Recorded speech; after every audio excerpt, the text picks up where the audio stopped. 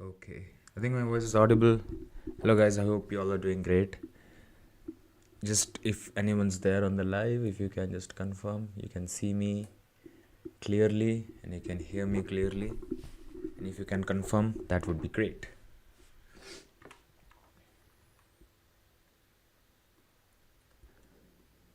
Cool.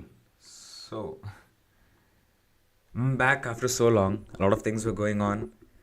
And yeah, there were a lot of issues going on. I hope if you are there in the community, you would have gone through the messages.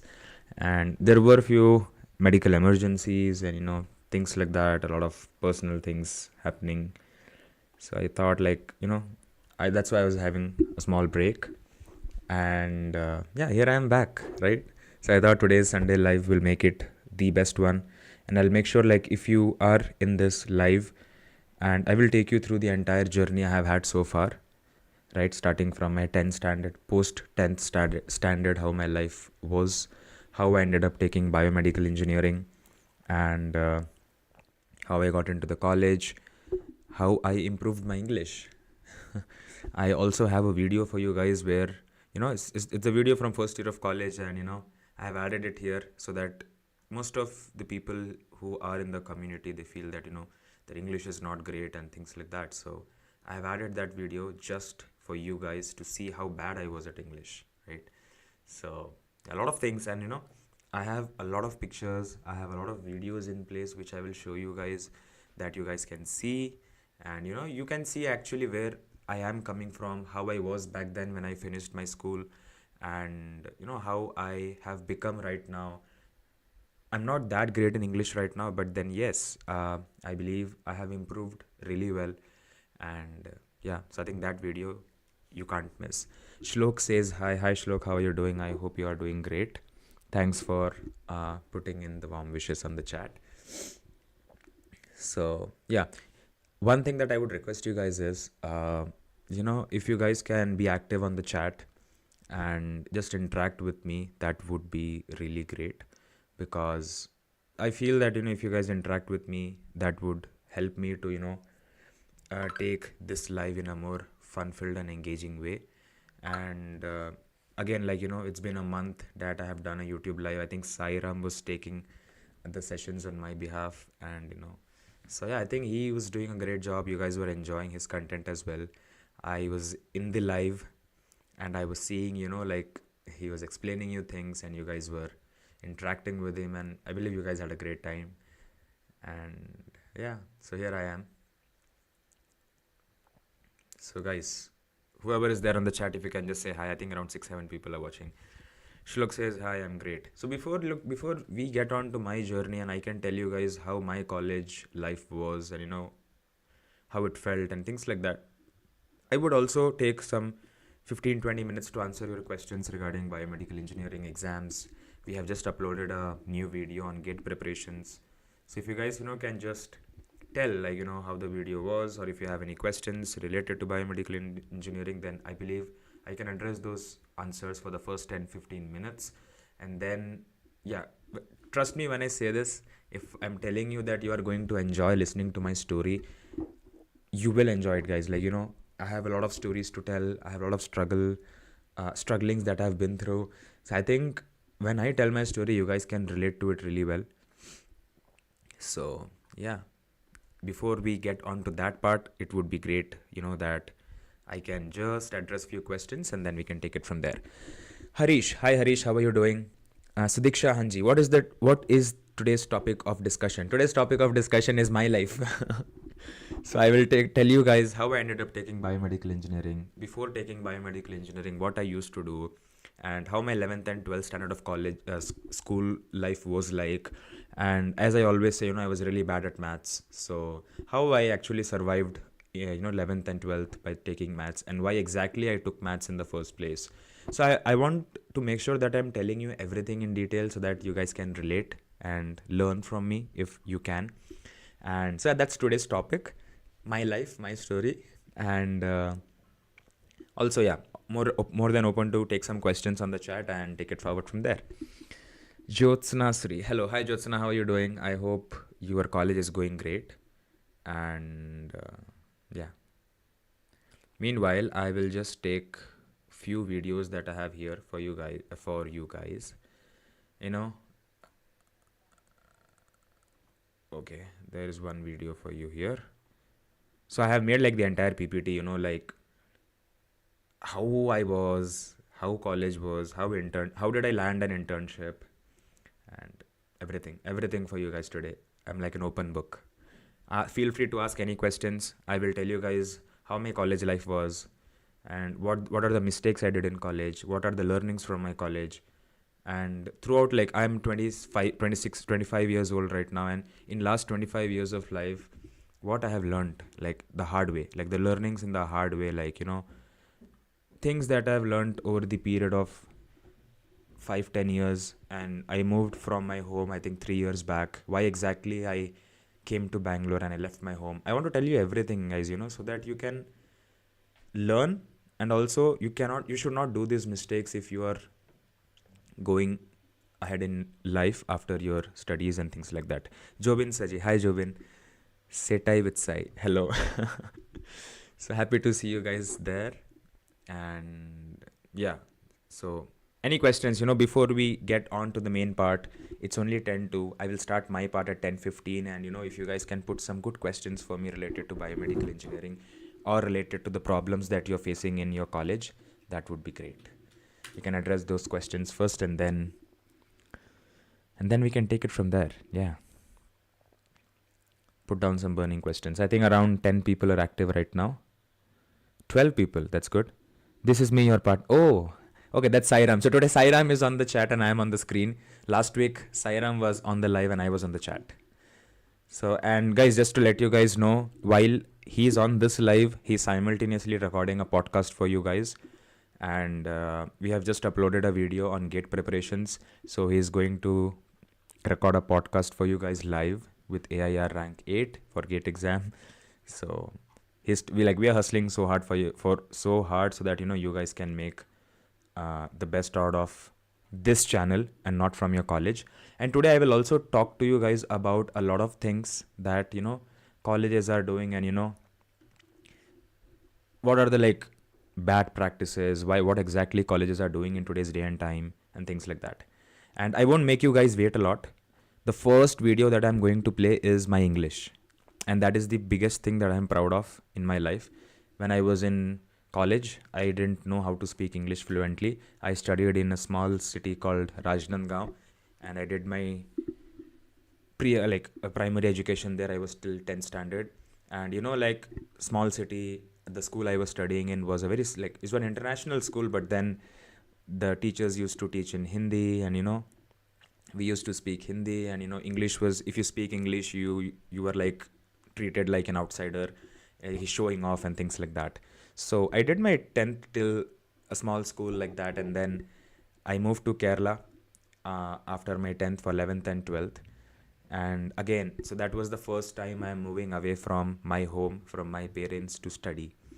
And 11th and 12th, Rajnandgaon is not small, bro. Compared to Bangalore, it's a small city, right? Like the kind of education we have in Bangalore, the kind of people, the kind of like I would say standard of living in Bangalore is way more better than Rajnandgaon. So that's why I was saying, like, small city, a cute city. So yeah, by the way, guys, Ayush is my friend who was there with me in Sanskar City from 6th standard to 10th standard, and then we just parted ways, and see, here I am. He's right now sitting in the other room and he's listening to this live. So 10 years we didn't speak, we had no contact, and right now here we are. So life's unpredictable, and that's what it is. So no questions, I believe. Like, there are no questions for me, so I will just hop on to the main segment of the live. And so guys, make sure the video that I'm going to show you guys, you will not judge me, and you should take it as a learning. Obviously you will laugh, you guys are going to laugh so hard. And so yeah, let's start with that. And yeah, cool.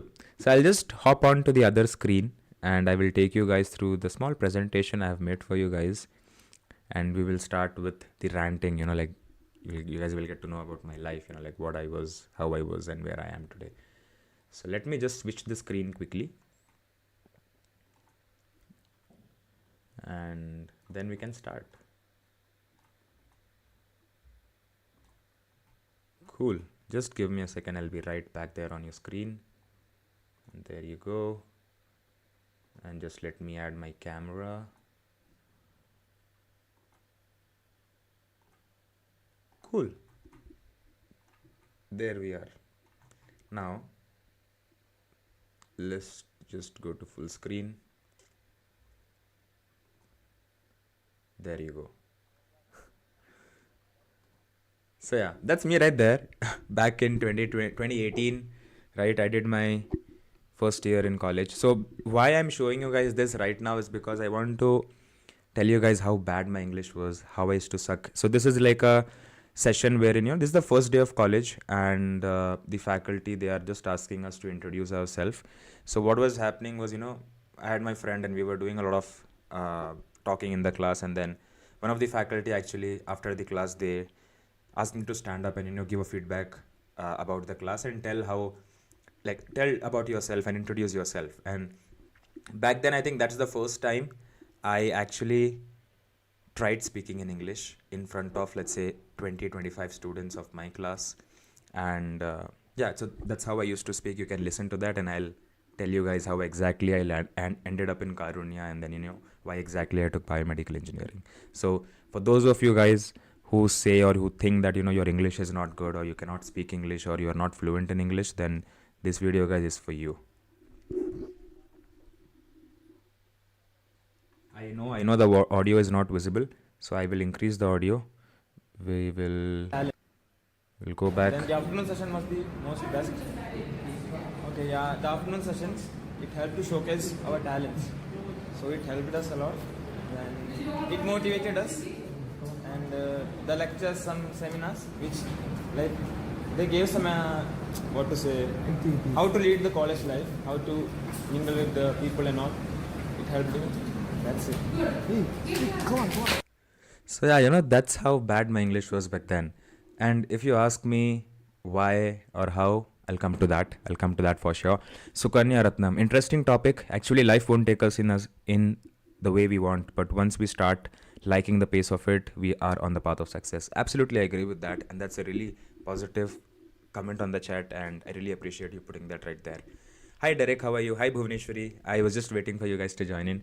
And yeah, so guys, before we start off, I just want to first tell you about the small family I have.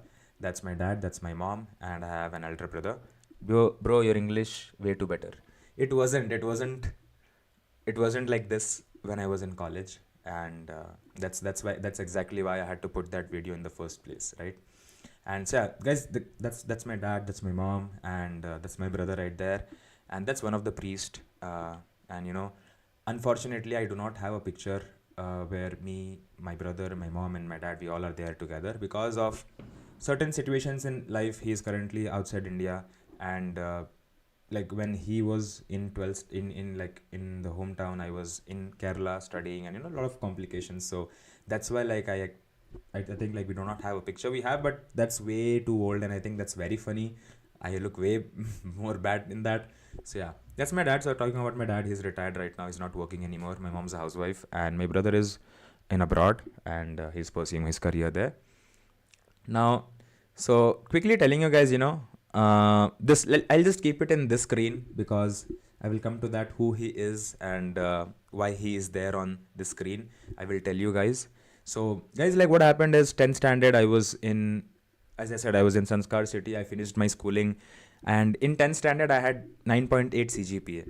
Okay, and don't think that I'm a nerd or anything, because 9.8 CGPA, because I didn't select board exams. I was writing the exams conducted by the school, because I knew if I take up board exams, CBSE, maths is a subject which I hated the most. I never understood maths. I tried learning it, and I never couldn't understand and things like that. So I had to opt for a school exam, 10th standard, and that's how I got 9.8 CGPA. Not that I appeared for CBSE boards and I wrote, studied, and then no, not like that.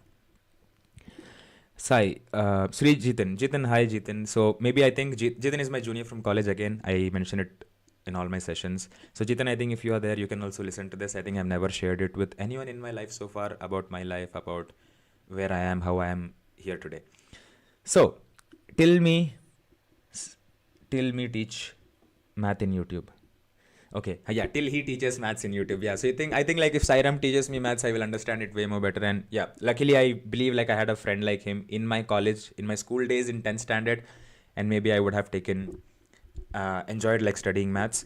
Talking about that, Ayush is really good at maths. So I remember like when I was in school, I was a student who never understood how to solve maths question, and he was my benchmate for like straight 5 years of school, 6th, 7th, 8th, 9th, and 10th.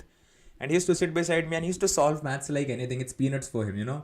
And I am thinking how the hell he is, solving these questions and what exactly he's understanding how to do this, how to do that. And I used to tell him, how to do this, bro, how to study this. And he's like, it's pretty easy, bro. And then when I ask him to teach me and he's explaining it to me. And he's like, very easy, very easy. I'm like, what the hell is this? I can't understand anything. So, yeah. So what happened is after 10th, as you all know, most of the Indian families, either you can take science or you can take commerce or you can take like, either it's bio or it's maths or it's commerce. So my parents, they always wanted me to become a doctor. And luckily, like I enjoyed biology. I think till my 12th standard, biology is the only subject which I enjoyed learning the most. And so my parents were like, you should take science, and I was pretty confident that I will take biology and I'll try to pursue NEET and then I'll try to become a doctor. But then, and I think most of you guys who have taken biomedical engineering, you guys would be in the same place where I am or where I was.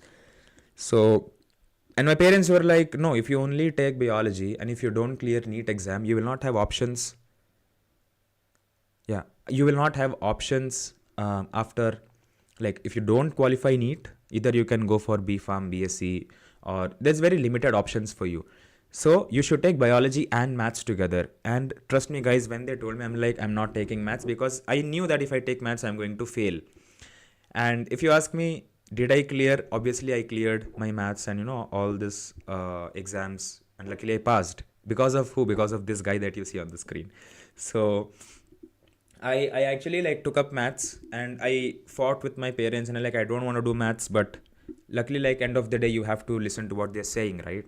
So I took up maths and then 11th and 12th I studied physics, chemistry, biology and maths. Okay. So like if you guys want to listen few stories wherein me and Asif about our exams and board exams, you can put it on the chat because I don't want to tell everything. If you feel it's boring, it's useless, or it's not going to be of any use, I will skip that part. But if you guys want to listen to a few of the amazing and funny stories, then I believe you can put it on the chat. You can type stories and I will also include those stories right here. So yeah, now after 10th, I went to Kerala. I studied in a school called St. Thomas, which is in Trivandrum, and which is the bottom part of India.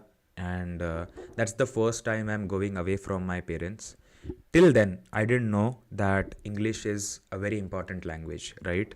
And I took admission, and I was in hostel, obviously. So in hostel, it was very strict, and we were not allowed to wear skinny jeans and tight fit shirts or do any of those things. So I remember first day of school, I am wearing like a shirt, a uniform. We were having a uniform, obviously, and it was 2 times of my size.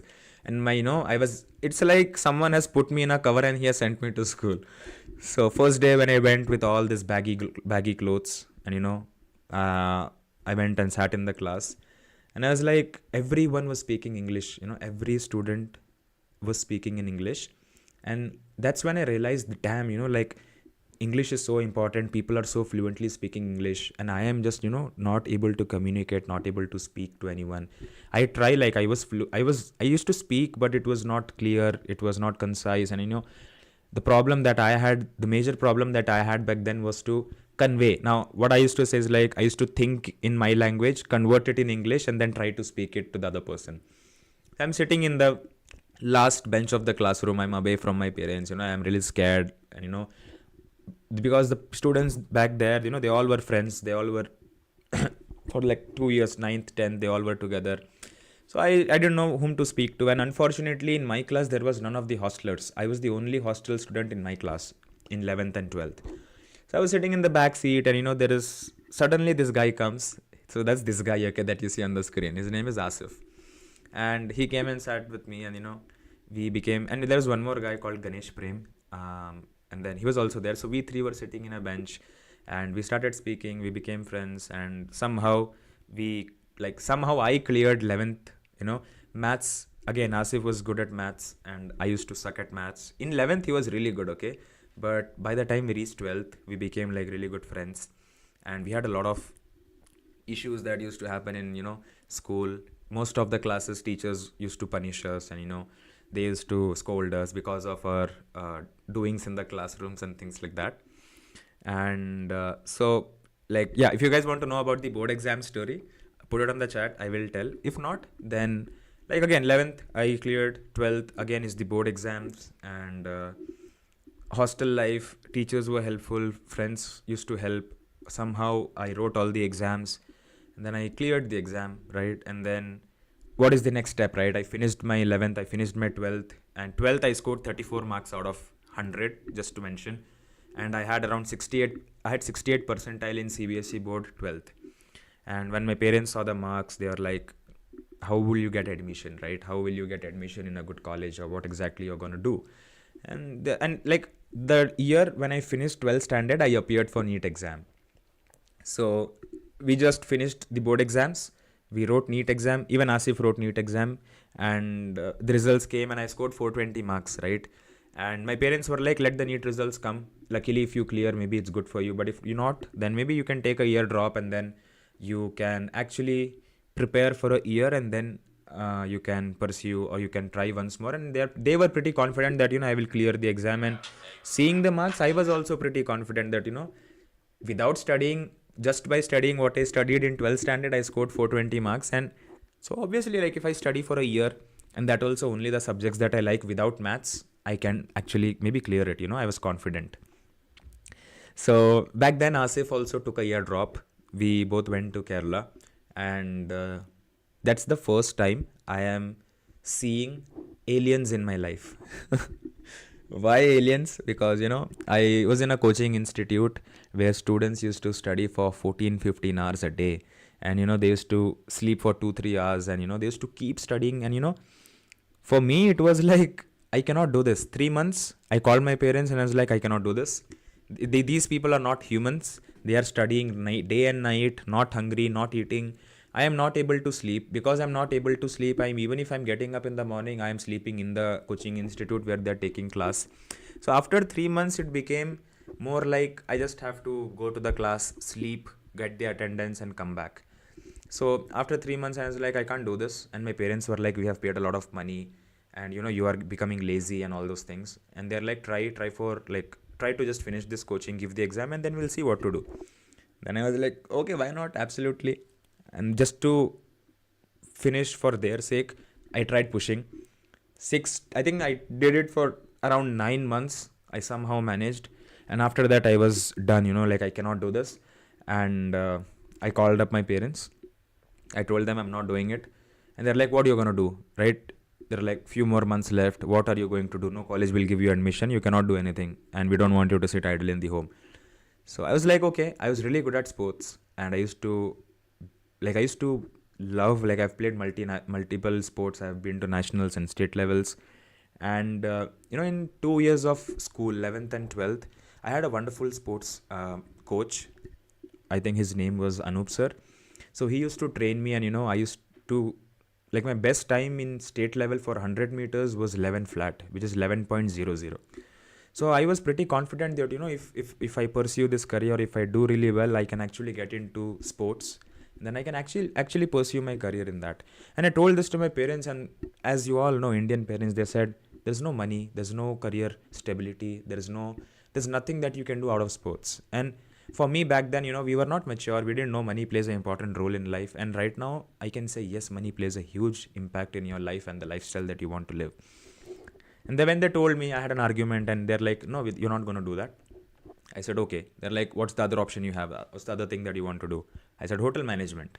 Again, classic Indian parents. They're like, hotel management and do what? Wash dishes in a hotel, or be a receptionist or a desk manager or a front office manager. So they didn't allow me. And then I was like, okay, I'm not doing anything. I'll sit in home for the remaining 2 months, write the NEET exam, and then I'll see what to do.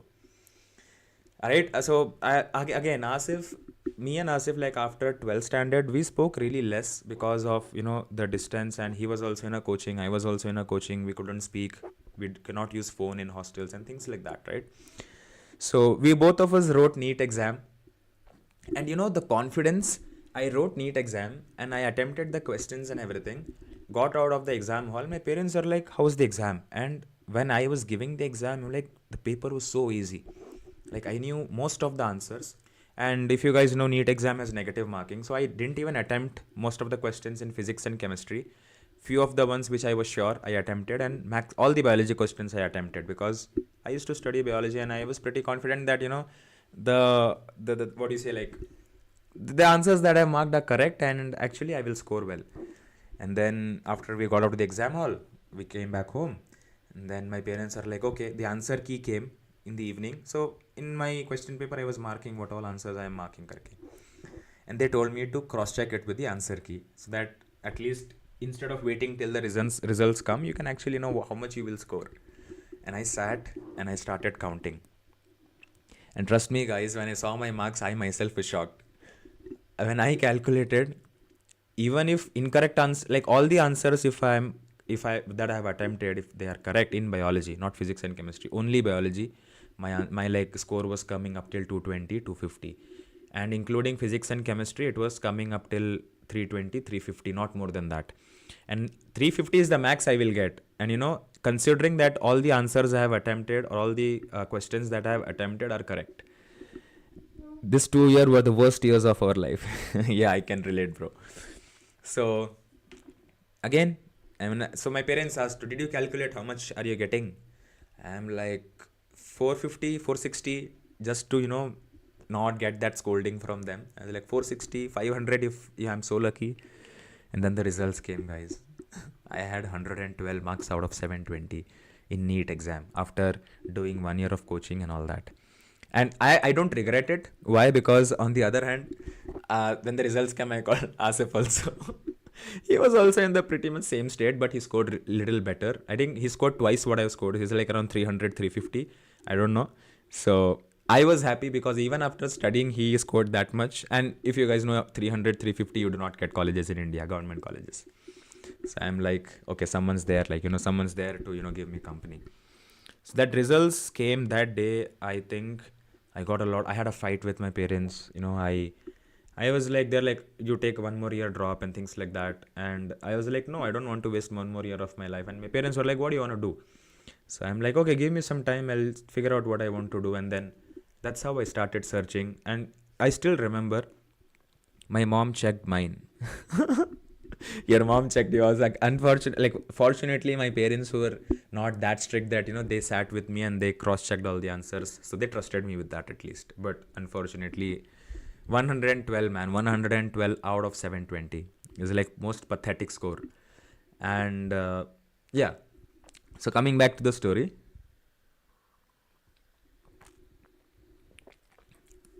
So they're like, what you'll do and all that. And I still remember going to Google. I had like a cathode ray tube desktop back then, and I opened Google, and I still remember typing, what courses can we do after doing biology in 12th? This is the same sentence which I typed, and I pressed enter. And again, first is MBBS, BDS, BAMS, all the medical field related, which I don't qualify because I failed NEET exam. And then I started seeing other options, and the most common option, like you all know, is biotechnology. So I don't want to do biotechnology, because I hated genetics and all that. So I knew I'm not taking it. And then I saw BSc anatomy, BSc botany, B-Pharm and all that. None of the subjects were fascinating me until I reached the 4th or 5th page of Google, and some random website had mentioned biomedical engineering. I was like, what is it? I can do engineering but in biology? Okay, I'll just check it. I checked it and I understood, most of the thing that it means is, story of majority of biomedical engineers. Absolutely. So it's basically solving medical problems using engineering principles. And then I was like, this seems good, I'll do this. I told my parents I want to do biomedical engineering, and they're like, you do not have maths. And then I also thought, like for doing engineering, you need mathematics. And in my 12th standard, maths exam score was how much? 34 out of 100, right? So again, I was like, true, actually. And I got a little worried. And again, so my parents were like, they were not that capable, to find out colleges and, figure out all those things. So they told me to you figure out college and, start doing and applying and things like that. So at that point of time, the biggest constraint I have was college fee, because my brother was already studying abroad. He was doing MBBS, but currently he's not doing it because after 2 years he dropped off and he got into a different field altogether. So my dad has already spent a lot of money, and he wanted me to take a year drop because he told me that there's not financial issues at home, and paying for a good college is very important. So take one more year of break. Meanwhile, we'll save up and then you can go to a good college. So I didn't want to waste a year. So while I was searching college, there were so many constraints. Like I need to get a college which offers biomedical engineering, and as you all know, like right now comparatively more colleges are there with biomedical engineering. But back then in 2018, very limited colleges were there who were offering biomedical engineering. So, but very limited colleges already, and then on top of that, I had to find a college which was affordable and it should not be a burden to my dad also, right? So searched, and then I ended up with a college called Karunya. Karunya University is in Coimbatore, Christian College, Coimbatore, Tamil Nadu. And I still remember my parents, in the entire admission process, my parents didn't do anything. So that is the first thing I did by myself in the entire, like I'd say, 18, 19 years of my life. So I actually called up the college, found out a faculty, and I still remember the faculty I was in touch with was Dr. Vijayanand. So I used to call him 10, 20 times, and my dad actually, I told my dad to take educational loan. So my entire college fee was taken care by the bank, and that I'm still paying off. And took admission, and then the first day I went to college, I went and met the sir, and he saw me and he's like, I'll tell you one thing. Like we met, we spoke, and then he's like, you don't know the amount of times, like he used to tell me, like I'm going with my wife, we are going to eat food, you will call. After 10 minutes, you will call. So I didn't know how this admission process work, and the only person I could ask was this sir. So still now, like when I go back to college, he's like, you are the most difficult admission I've got in Karunya because you used to bug me like anything. So yeah, that's how I ended up in Karunya. Now the college started. 4 years of college. First year of college. First orientation. So the video that I showed you guys few minutes back, that was the first day of college, and it was the orientation session that was going on. And yeah, so first day we all became friends. I made a lot of friends. Now what I realized there was, the gap that I had. So the friends I had was they were from computer science, mechanical, civil. So all I knew was mechanical engineers will become mechanics or, get into the automobile industry. Computer science engineers make computers. That's what I used to think when I was in first year of college, and my English was so bad. And electrical engineers will make electronic gadgets, and apart from that, civil engineers will do this. I never knew that there is something called coding. I never knew what coding is used for. I never knew what electrical engineers actually do. I never knew that there is a separate language for building electrical equipments, like embedded C language. So when I came to college, I didn't know anything, right? But when I see other friends from computer science engineering field, they are like, bro, do you know coding? Do you know Java? Do you know C? And I'm like, what is Java? What is C? I am listening to this for the first time in my life. So again, entered college, first 3 months just studying what the college was teaching me. Now what happened is, when post 3-4 months, we became it was a very normal, like you are in college, you are talking, you are meeting friends, you're going to canteen.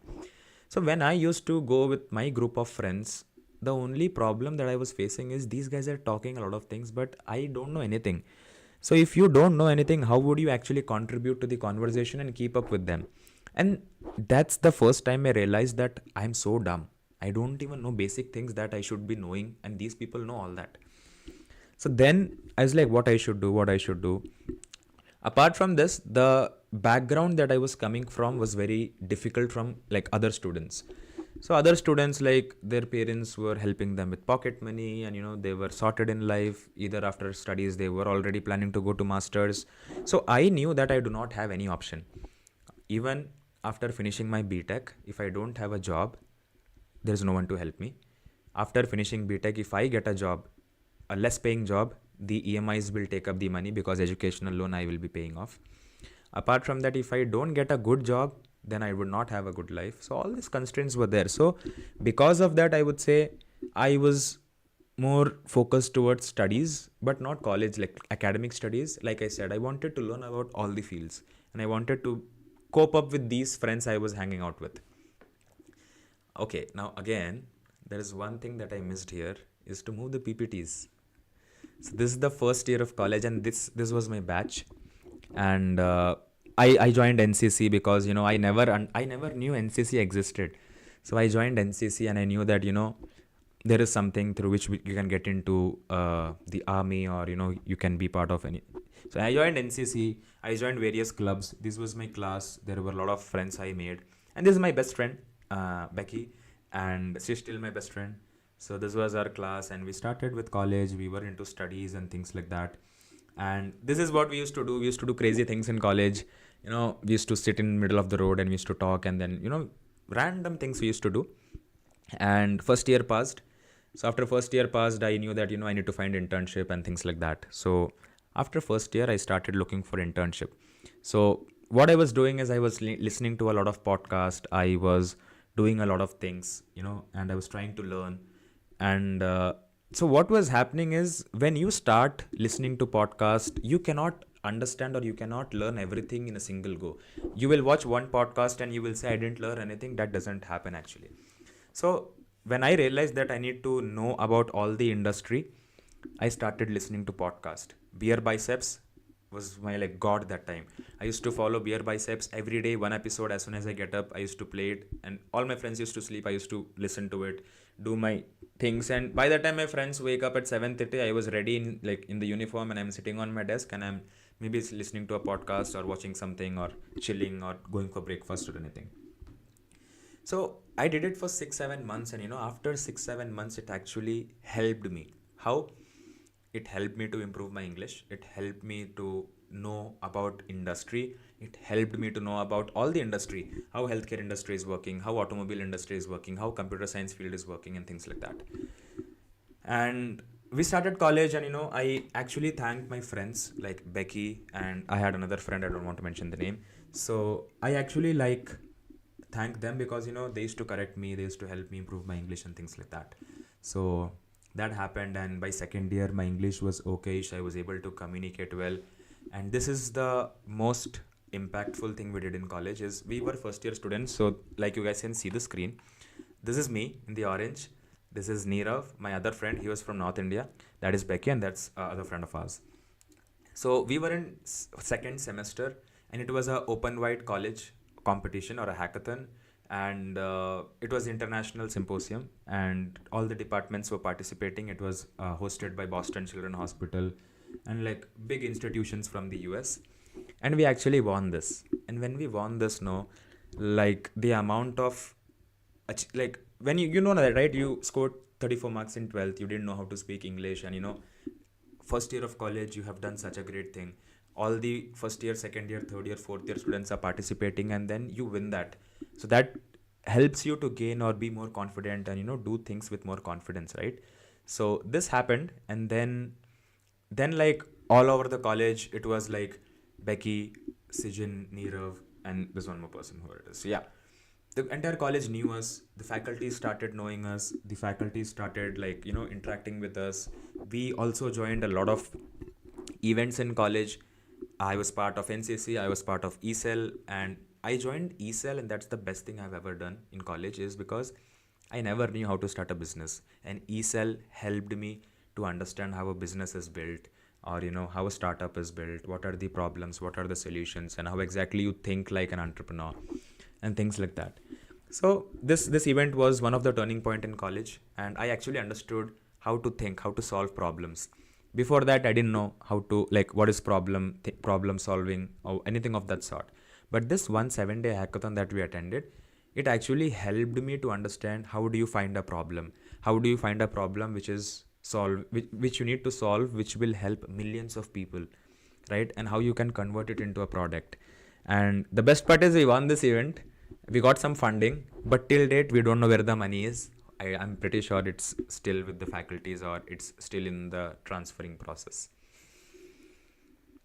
And this was like few of the memories that I made. And we had IVs, we had, so this is the picture where one Saturday we felt like going to Kochi from Coimbatore.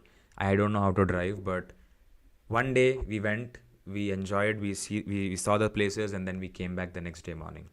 So we used to do things like that. We enjoyed a lot. And these are the pictures that we took when we were in Coimbatore, when we went to Kochi. So a few memories I wanted to show you guys. And this is the college, then this is how we used to be, this is our lab exam, and we were a good bunch of friends. And I had friends from North India, because I was also born and brought up in Raipur. So this is like the photo where we celebrate Diwali in the college. College was not allowing it. So it's a college where they have a lot of restrictions. They will not let you do things that you like. And again, like if you are from a different religion, they will have a lot of constraints to your beliefs and your practices. But yeah, so this is the picture that we celebrated Diwali like anything. And these are the folks that I used to chill with most of the times outside college, and these were the bunch of folks I used to interact or chill with most of the time in the college. Now this is our class. This is the best bunch of people I've come across in life. This is Samson. So out of 30 students, there are only two people who are still in touch with me. That is Samson and that is Becky. Becky is my best friend. She's married right now, and she is in Bangalore. Tomorrow I'll be meeting her. So why exactly I'm telling this, guys, is because when you are in college, you will think the friends that you make, or the more friends you have, the more fun you do, it will be forever, right? And you all are very close friends, and things like that. But trust me, guys, like after college, when you face the actual life, these out of these 50 60, like I had a lot of friends, out of these 50 60, only one or two will stick. And and those people would be the ones you never expected. Like maybe those are the people who you would have interacted with the least in college. So for me, I learned it the hard way, and that's why I'm telling, like, there were so many people, right? There were so many people I knew, but right now there are a handful of people who still check on me or who call me or talk to me. So, and yeah, Samson is one among them, Becky is one among them, and Asif is one among them. So far, three people in my life who I can root on, who will be there for me for that. Yeah. So yeah, this is a Onam celebration in college and things like that. Now this picture is in fourth year. Okay, so first year, second year, third year, and final year. Now again, I got into a relationship when I was in first year. Unfortunately, because of that, I was not able to actually make a lot of friends, because you know how it works. You're talking to that person the entire day. You're in college with that person the entire day. So when I was in final year, I actually called it off. And then when I came back to college, and I think that's I only spent 2 months in college, because after COVID, when the college started, I had an internship, and I was doing internship, and I didn't attend college. So these picture that you see, this is like the best years or the best months of my college life. This is Samson, this is Deepan, and all these people like Jerry. He would have spoken to me, I think, once or twice in college. And after college, post 2 years, he was my roommate for 10, 11 months in Bangalore. He stayed with me. Edwin right now is in Qatar. So these are the people who came back into my life at the least unexpected time. I never knew them. I never spoke to them in college. And, they used to think that I have a lot of attitude, because I used to come out as a nerd. And so people used to think that, I'm a nerd, I am a very studious person and all that. And I never get into trouble and all that. But they never knew the background I'm coming from. If I don't get a job, I am screwed. There is no one to help me and things like that. So I used to stay away from problems. But given that, I used to make sure that, I am trying my best to stick around my friends and talk to them and things like that. But I believe this last 1 month of college, I met the amazing people who are still there for me though. Yeah. Now this is all about college. Yeah. Now first year, second year COVID came. Most of us, right, most of us were in our home and we were studying from home. The most of the students who had supplementary exams, they all cleared the exam, arrear exam during COVID, because everything was online and it was very easy to copy. Why to hide it? So what happened is, during COVID, again, my dad was not working. So my dad was a medical representative. Then he started his own pharmaceutical into Ayurvedic medicine. And then during COVID, everything got shut down. He had a lot of financial burden in his head. And I was staying in home.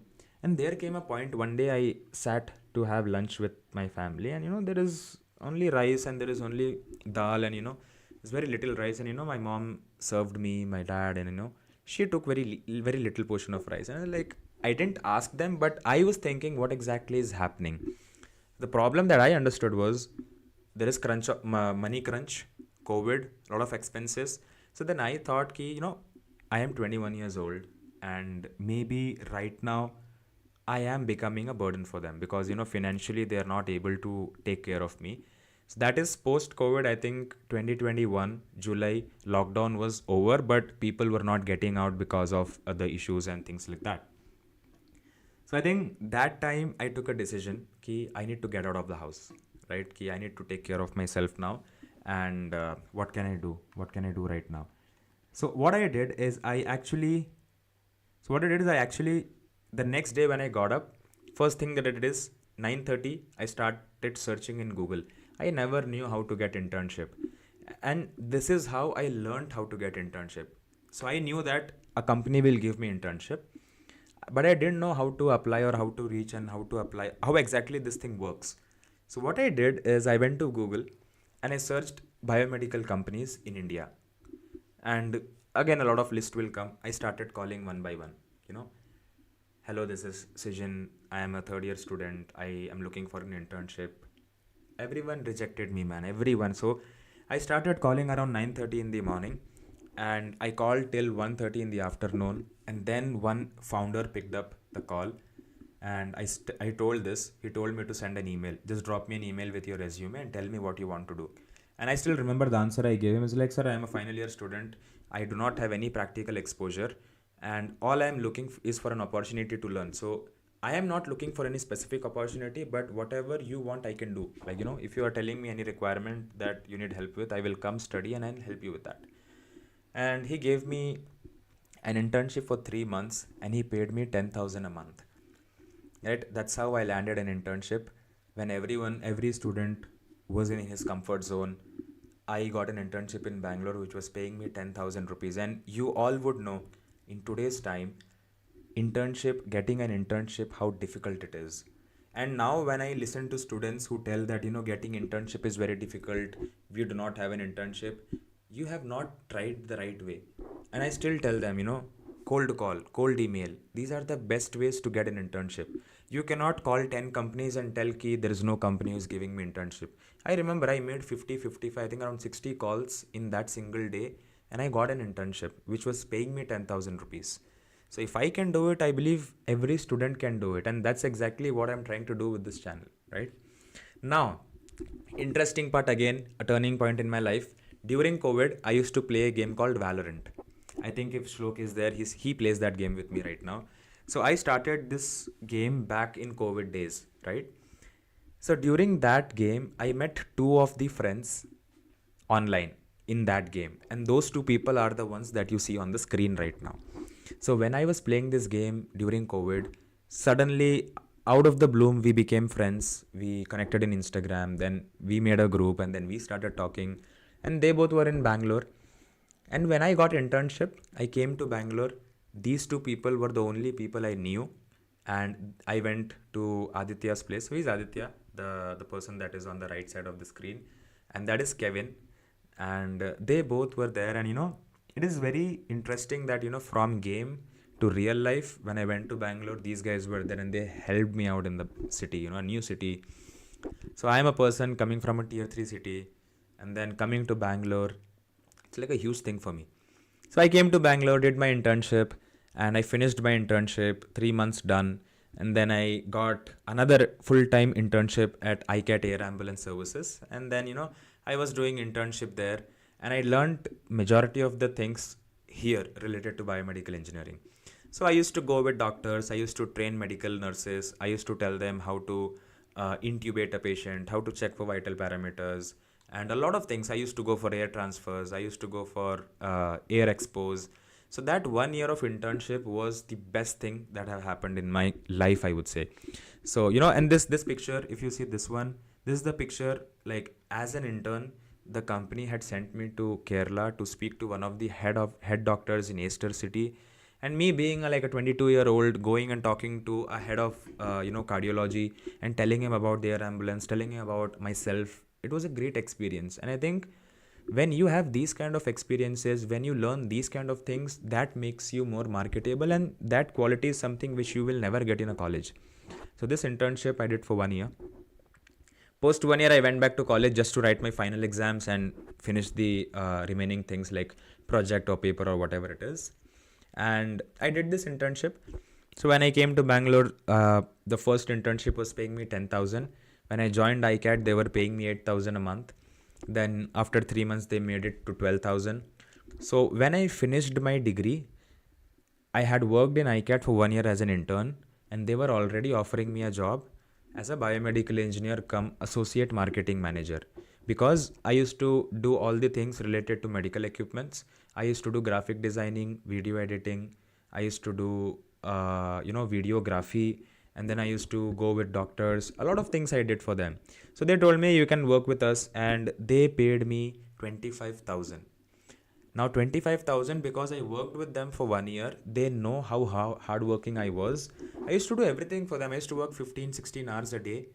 Like not every day, like 1 or 2 days when the need is there, I used to work 14, 15 hours. There was no Saturday, Sunday off. I used to work 7 days a week.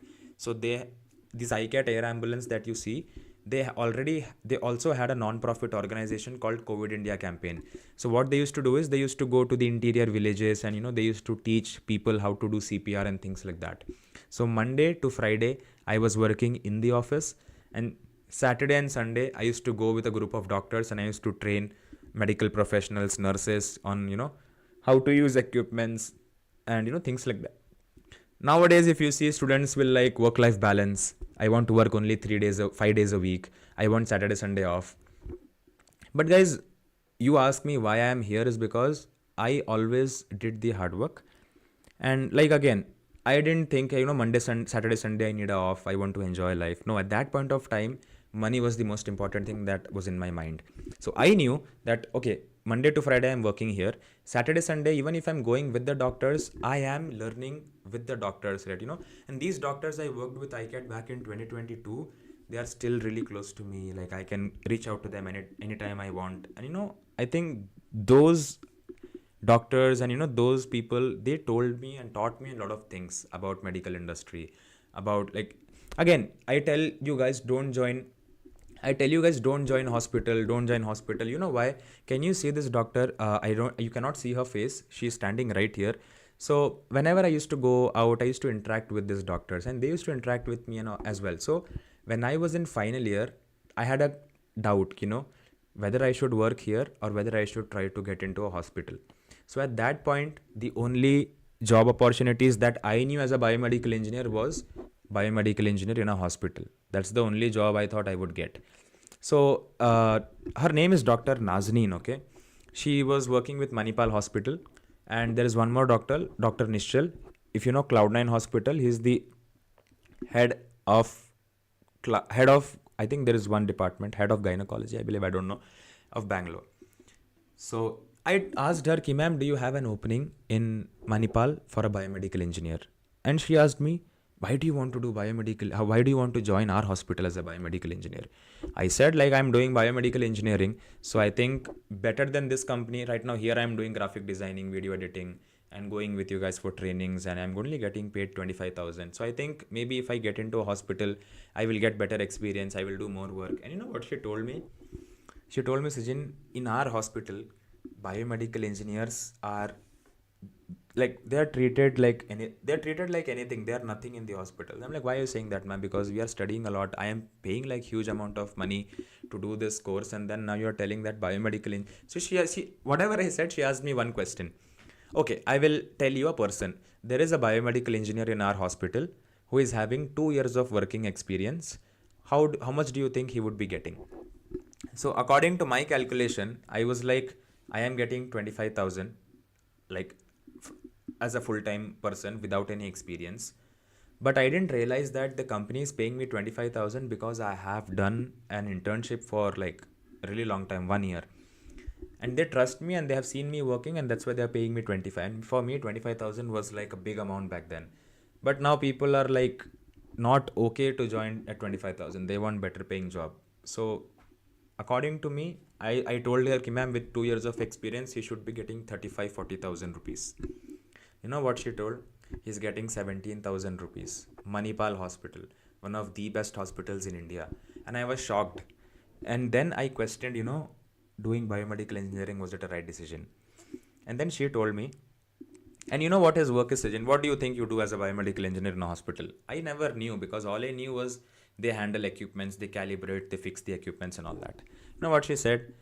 The biomedical engineers in our hospital, the only work is there is a room where all the equipments are kept. So if a doctor is requiring any big equipment, the biomedical engineer has to take it, give it to the doctor, plug it in, turn it on. Doctor will use it, take it back and keep it. That's the work that they do. So then in my college, teachers used to say that biomedical engineers fix medical equipments. So I asked her, okay, ma'am, I think we also repair medical equipments and we also like fix equipments if it is getting damaged. She said that is not done by biomedical engineers.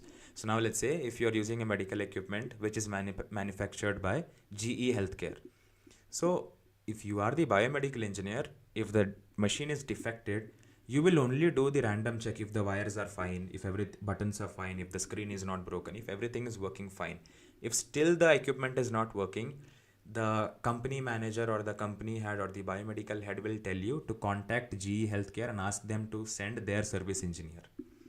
And that's when I realized what you should join a company and not a hospital, because ultimately if you want to work with equipments, you need to work with the companies and not with the hospitals. So that was the learning, and that's the day I realized that, okay, so this is how it works. And then so this is one thing that I learned. So like that I learned a lot of things, and which you will never learn in college. So while my friends were in college doing final year project, I was actually getting physical and practical exposure and industry experience. Now this is me, like this is me when I was with ICAT. They used to take me to different places. We used to work with actors. We used to teach them how to do CPR training. Now these are two of the South Indian actors, and I was lucky enough to sit with them for 3 hours, have food with them, talk to them, joke around. And this is me. This is a picture where I went to school. I was teaching CPR to school students so that they can save lives. So these kind of work will give you so much happiness in life. Like you're going to school, you're teaching kids how to do CPR, so that tomorrow if anyone faints or anyone has a attack or he falls down on the road, if the person knows CPR, they can save their life. So again, it was really good experience. And when I used to go to schools with these doctors, the students used to like have a lot of fun with me. They used to come joke around. It was fun. And the other picture that you see is, so I was staying with Kevin back then. So from game we became real life friends, and from friends we became roommates, and now we are really close friends. He's more like a brother to me now. So this picture is me ranting about my life, what shit company it is, how much work they ask me to do. And Kevin is like telling, yeah, bro, this life is like this, there's no money, we are broke. So there were days when we did not have food to eat. We used to eat bread, water, bread jam, and that used to be our meal. So one thing I would recommend you all is never complain. Now, even though I complained a lot of things about my life which is going wrong, but yeah. So never complain. Be grateful for what you have. And that's there. So she is one of my best friends again from college, and she is married right now again. And that's my dad. I finished my final year, and so now in between this 4 years of college, a lot of shit happened. Like when I came to Bangalore, I was dating someone, and then they called it off. And in a new city, I'm all alone, depressed, heartbroken, and all that thing, right? So from there, working hard, and when the day of that convocation, when I got the degree, that's the first day, I felt like, okay, I've achieved something in life. And then when I looked at others, so when I'm saying all this, there were a lot of things that is happening in the background. What is that? So let's say when I'm doing internship in Bangalore, a lot of my friends say that he's doing this, he's doing that. I didn't know how to speak English. So that being said, during COVID, I used to make YouTube videos, I used to vlog, and my whole purpose of starting a vlog channel was to learn English. So when I initially posted a lot of videos, there were many people who used to make fun of me. Like, they used to tell me, bro, stop it, it's not good, people will make fun of you, you're looking like this, you're looking like that, and you're making cooking videos like a girl, and you're a guy, act more, act more like bold, should not make this. But the whole point was for me to learn English, right? And now when I look back, like, I had a YouTube channel which was into blogging. I did for 6 7 months, and then I closed it down because I understood it is not something that I can do and that I love doing.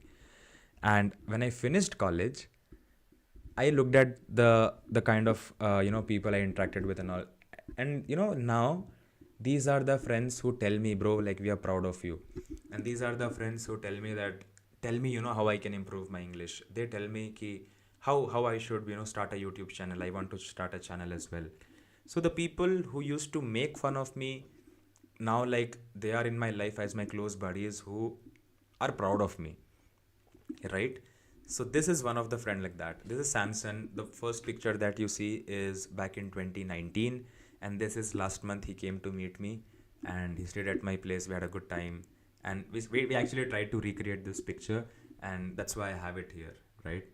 So again, got to learn a lot of thing about life, man. Relationship, obviously, like, all of you guys would date at some point of time in life, but I believe when I was doing that, again, when we are in college, what do we want? We want to, like, enjoy life, we want to be happy.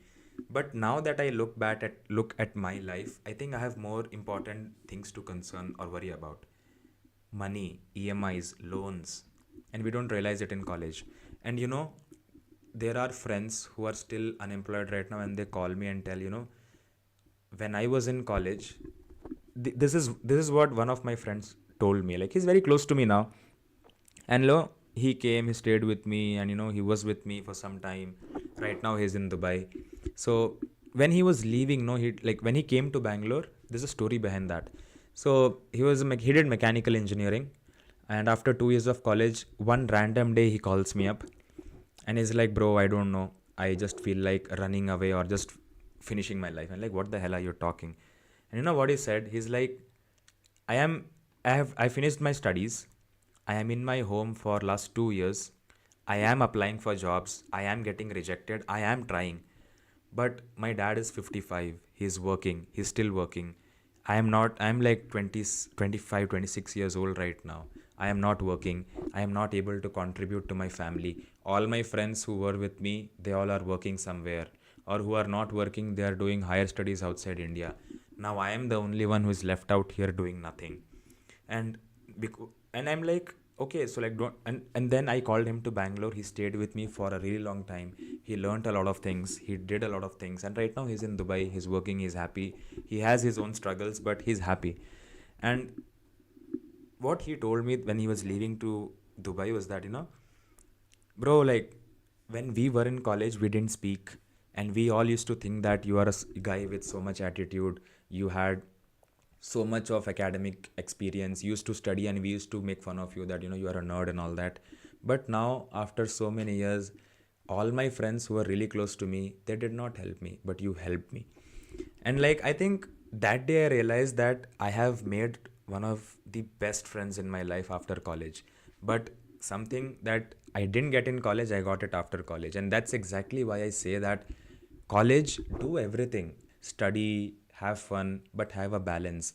Don't just keep enjoying life so that after 4 years you will realize that, oh shit, I didn't study, I should have studied. Are you from Karnataka? Yeah, currently I'm in Bangalore. I'm not from Karnataka. I am a Keralite. I'm born and brought up in Raipur, and yeah, I'm currently working in Bangalore. And again, coming back to the point, enjoy life, have fun, make the best out of your college, but make sure that after 4 years of college, you are not unemployed. Because if that happens, you will see your best friends getting a job and they are getting settled in life. You are not able to get a job, and that's when you will realize that, I should have done something in my 4 years of college.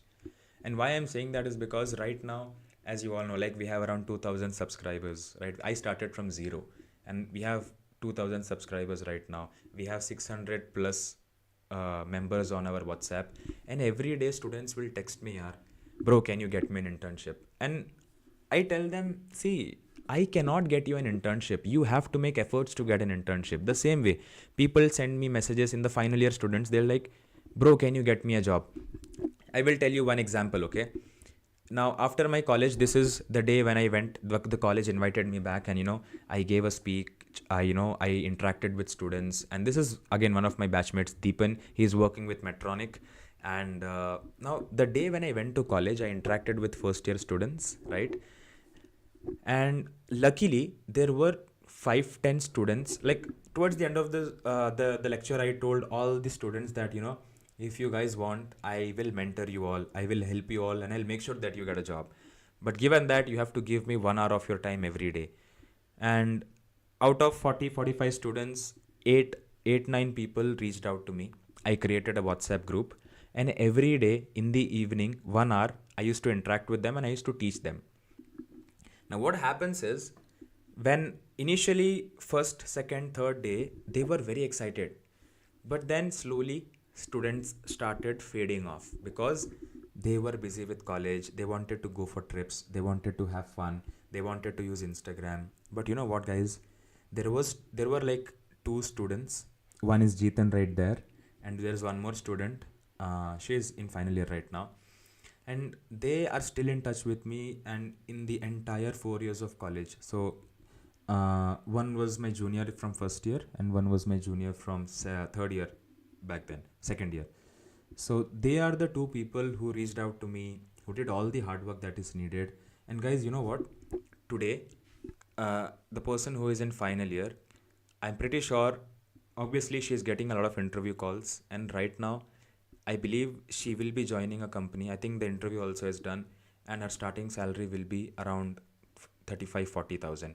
And before that, she will join as an intern, which the company will be paying her 25,000 rupees. Now, you tell me, you as a student, can you get an internship which will pay you 25,000 rupees? And you know what?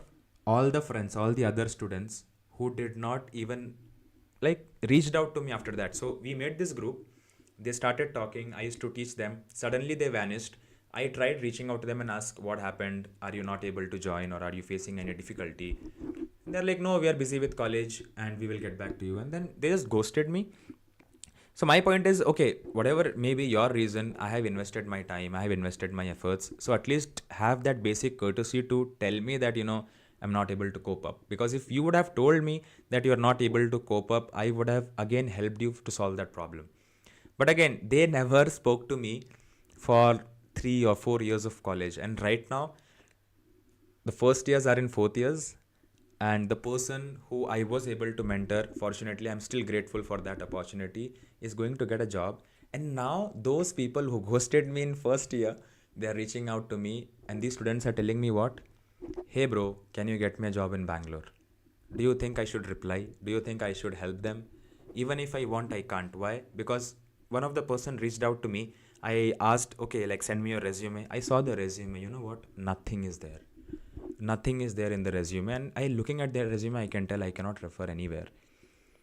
So the person who is having a balance, who is enjoying life in college while studying, and I'm not telling don't date, don't do anything that that is not right. It is right, but know that ultimately your goal is to get a job.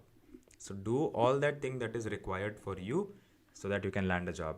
And then after final year of college, I worked for a year, and then I started a YouTube channel. I started it individually, and then now here we are. I am having Sairam with me, and we are having 2000 subscribers. We are helping out all the biomedical students out there, right? And this is one more video. Nothing, no, nothing like that. Now, why I have posted this video, you know why? Nowadays, in today's time, final year students, pre-final year students, colleges are telling them to go join training institutes so that they can learn how to use medical equipments. You know what I'm doing? I'm learning how to use defibrillator. You know that mannequin, that fake dummy that you see? It is a high fidelity mannequin worth 23 lakhs. And you know, I used all this in the internship that I did for 1 year. I used majority of medical equipments. I learned how to use it. I trained nurses on how to use it. And I was able to get my hands on the high fidelity mannequin. And now, and best part is I learned all this. And on top of that, I was working for them. They were teaching me. Apart from teaching me, they were also giving me 25,000 rupees stipend. And now the students are so, like, I would not say they are dumb, they are so confused and they are so lost that to learn the same thing they are going to training institutes paying 30,000, 40,000 of rupees. Now, do you think, guys, if I can do it, you cannot do it? You can also do it, but you just need to do the initial hard work needed to land or be in that place. So this is the video that is Dr. Nazneen. This is Hani, my roommate, and my Didi, and she is a paramedical engineer. So they all used to teach me how to use these things. These two registered all together. Both are together. 1, 2.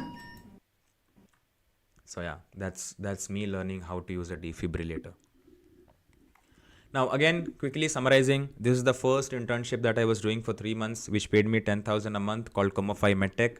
It is a Bangalore-based company, and my work there was to help the team to develop a medical robot which will remove kidney stones. And did a 3-month internship. I manufactured patches for them.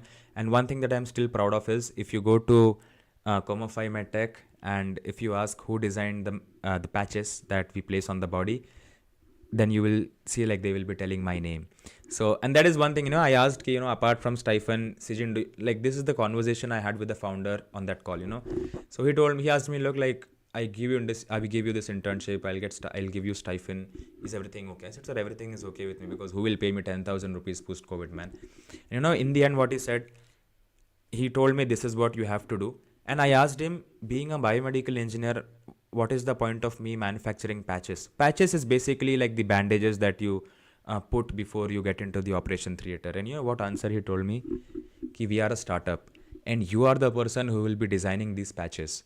Tomorrow, wherever we go, whatever we do, end of the day, obviously they have got good funding and all that. So, and he told me, we have funding, we will grow. But ultimately, when we go and become big tomorrow, and when you will see us maybe in the news or in the article, you will proudly say that this is the company where I did internship and I designed their patches. And when I said that, I was like, actually, that's true. So that is the first 3 months of internship. I designed a patch for them. I didn't know how to manufacture patch. So they helped me. This is how you do research.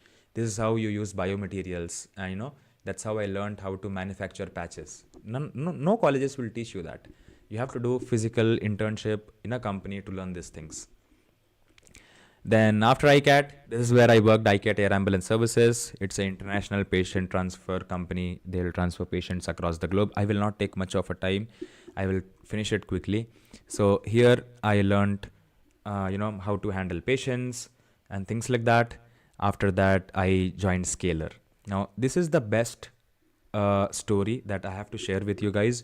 So I think around few people are there. If you're still watching and listening to me, I would just want you guys to put some comment on the chat, because I didn't tell it about it when I started this session, but this is the most best story that you are going to listen, and I will also tell you why. Majority of biomedical engineering students, when we tell them to join this non-healthcare company, what they will say that, we do not want to join any sales company or any edtech company because we did biomedical engineering. I said, okay, now after I joined ICAT, they were paying me 25,000 rupees. And after a few months, I felt exhausted. Why? Because they were just bombarding me with a lot of work, man. Like graphic designing, video editing, presentation making, pitch deck making, going for patient transfers, taking care of the office, taking care of the equipments, video editing, Google ads, everything I was doing as a single person. And one of the employee manager there, they told me, I never felt it, but I think one of when the employee told me that, Sijin, like, you're doing so much of hard work, I think you should ask for a salary hike. 25,000 rupees doing everything for a company, and there was no incentive and nothing. And I thought about it. Actually, it's true. A graphic design, and then I like actually started doing more research ki how much a graphic designer as a fresher would be getting. I grew their Instagram page. I made reels for them, and I hosted events for them. I did project planning for them. A lot of things, right? So when she told me, I actually started looking, and when I went and I searched average salary for a graphic designer with 0 years of experience, how much it showed me? 23,000 rupees. And these guys were paying me 25,000 rupees, and they were getting all the work done. So back then I was very scared. I was scared to go and tell them I want a hike. Why? Because when I didn't have anything, these people gave me everything, and they taught me everything. Taught me in the sense about medical equipments, about training, and all those things. And I'm still grateful for that. So when I went and I asked for a hike, they said it's not possible. And then, and that is the first time I realized that I need to switch. If you guys don't know what switching means, is basically you change your company, you apply to a different company, and then you get a hike. Now, what happened at that time is that I didn't know where to find company, how to find a healthcare company, how to apply. Like I said, from first year, like second semester of college, I was following whom? I was following Ranveer Alavadia, Beer Biceps. This person that you see right here. And I told you guys I used to listen to a lot of podcasts, right? So while I was thinking this, ki yaar, how do I shift? How do I do this? I was listening to one of the podcasts in the office one day, and I listened to this podcast with Anshuman. Anshuman Singh is the founder of Scalar Academy. So I don't know if you guys have seen a reel which got very famous in Instagram. It's like two people from Bangalore, they are building Harvard in India, and they are building a virtual community and thing like that. So I watched this podcast, 1 hour long podcast, and I enjoyed, because when I was in college, I was very much interested to do something in career counseling, helping students, guiding them, and things like that. I started doing something, it failed also. But after I saw this podcast towards the end, okay, it's a 1.5 hour podcast, and I watched it completely. And in the end, this founder is saying there is a link on the Google description to apply. Now, this page has around 6 lakh, 7 lakh followers, and every video will be getting lakhs of views. And I don't know, I just applied filled the form.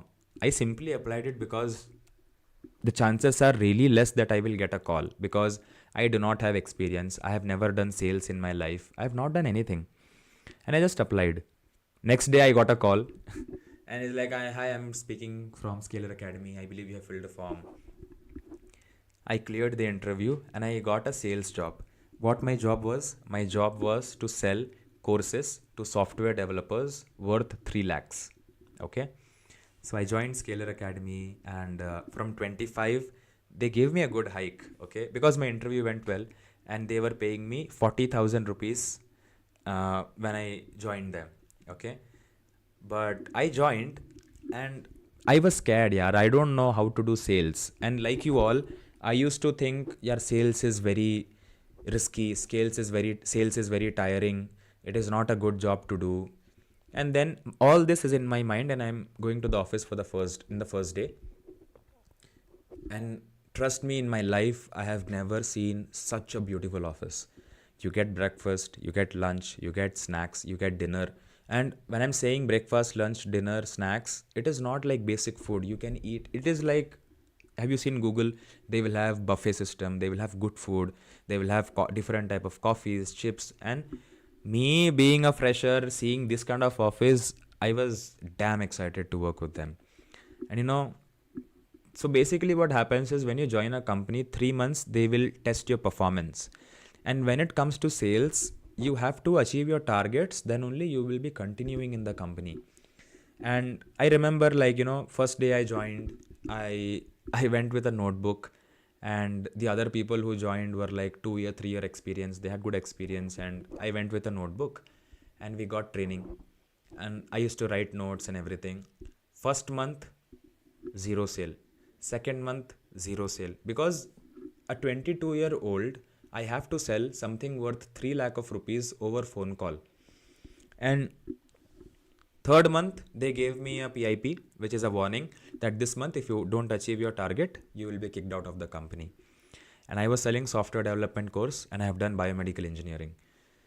Then last 1 month, my office timing, but problem is I rejected doing medicine, came to biomedical only for the reason there is innovation, field like research. But I'm very sad that I have to repair machines even after investing a lot. So see, that's what I'm saying. Maybe you are not in the right place. If you do the right research, or if you can just reach out to me, I can help you, maybe tell you what kind of companies you can join, or in fact I can also refer you to some good companies. So I'm happy to do that. So now what happens, coming back to the story, is I started studying software development. Studying in the sense not coding, but learning. So I can talk to the software developers, right? So I started learning. My office timing was 11 a.m. to 8 p.m. Okay. I used to get up in the morning 7. By 8 a.m. I used to be in the office. 8 to 8:30 I used to finish breakfast at the office. From 8:30 to 10:30 I used to study software. What is DSA? Okay, DSA stands for data structure and algorithm. I used to see what kind of interview questions are asked in the top companies, so that when I'm calling someone, I can make the person realize that I am someone who is having experience less than you, but I know how I can help you reach the company that you want to be in. So if you go to my LinkedIn, now the final month, okay, third month, if I don't get a sale, they will kick me out of the company. All I did is I just studied. And then I remember this is the first sale I had in Scalar Academy.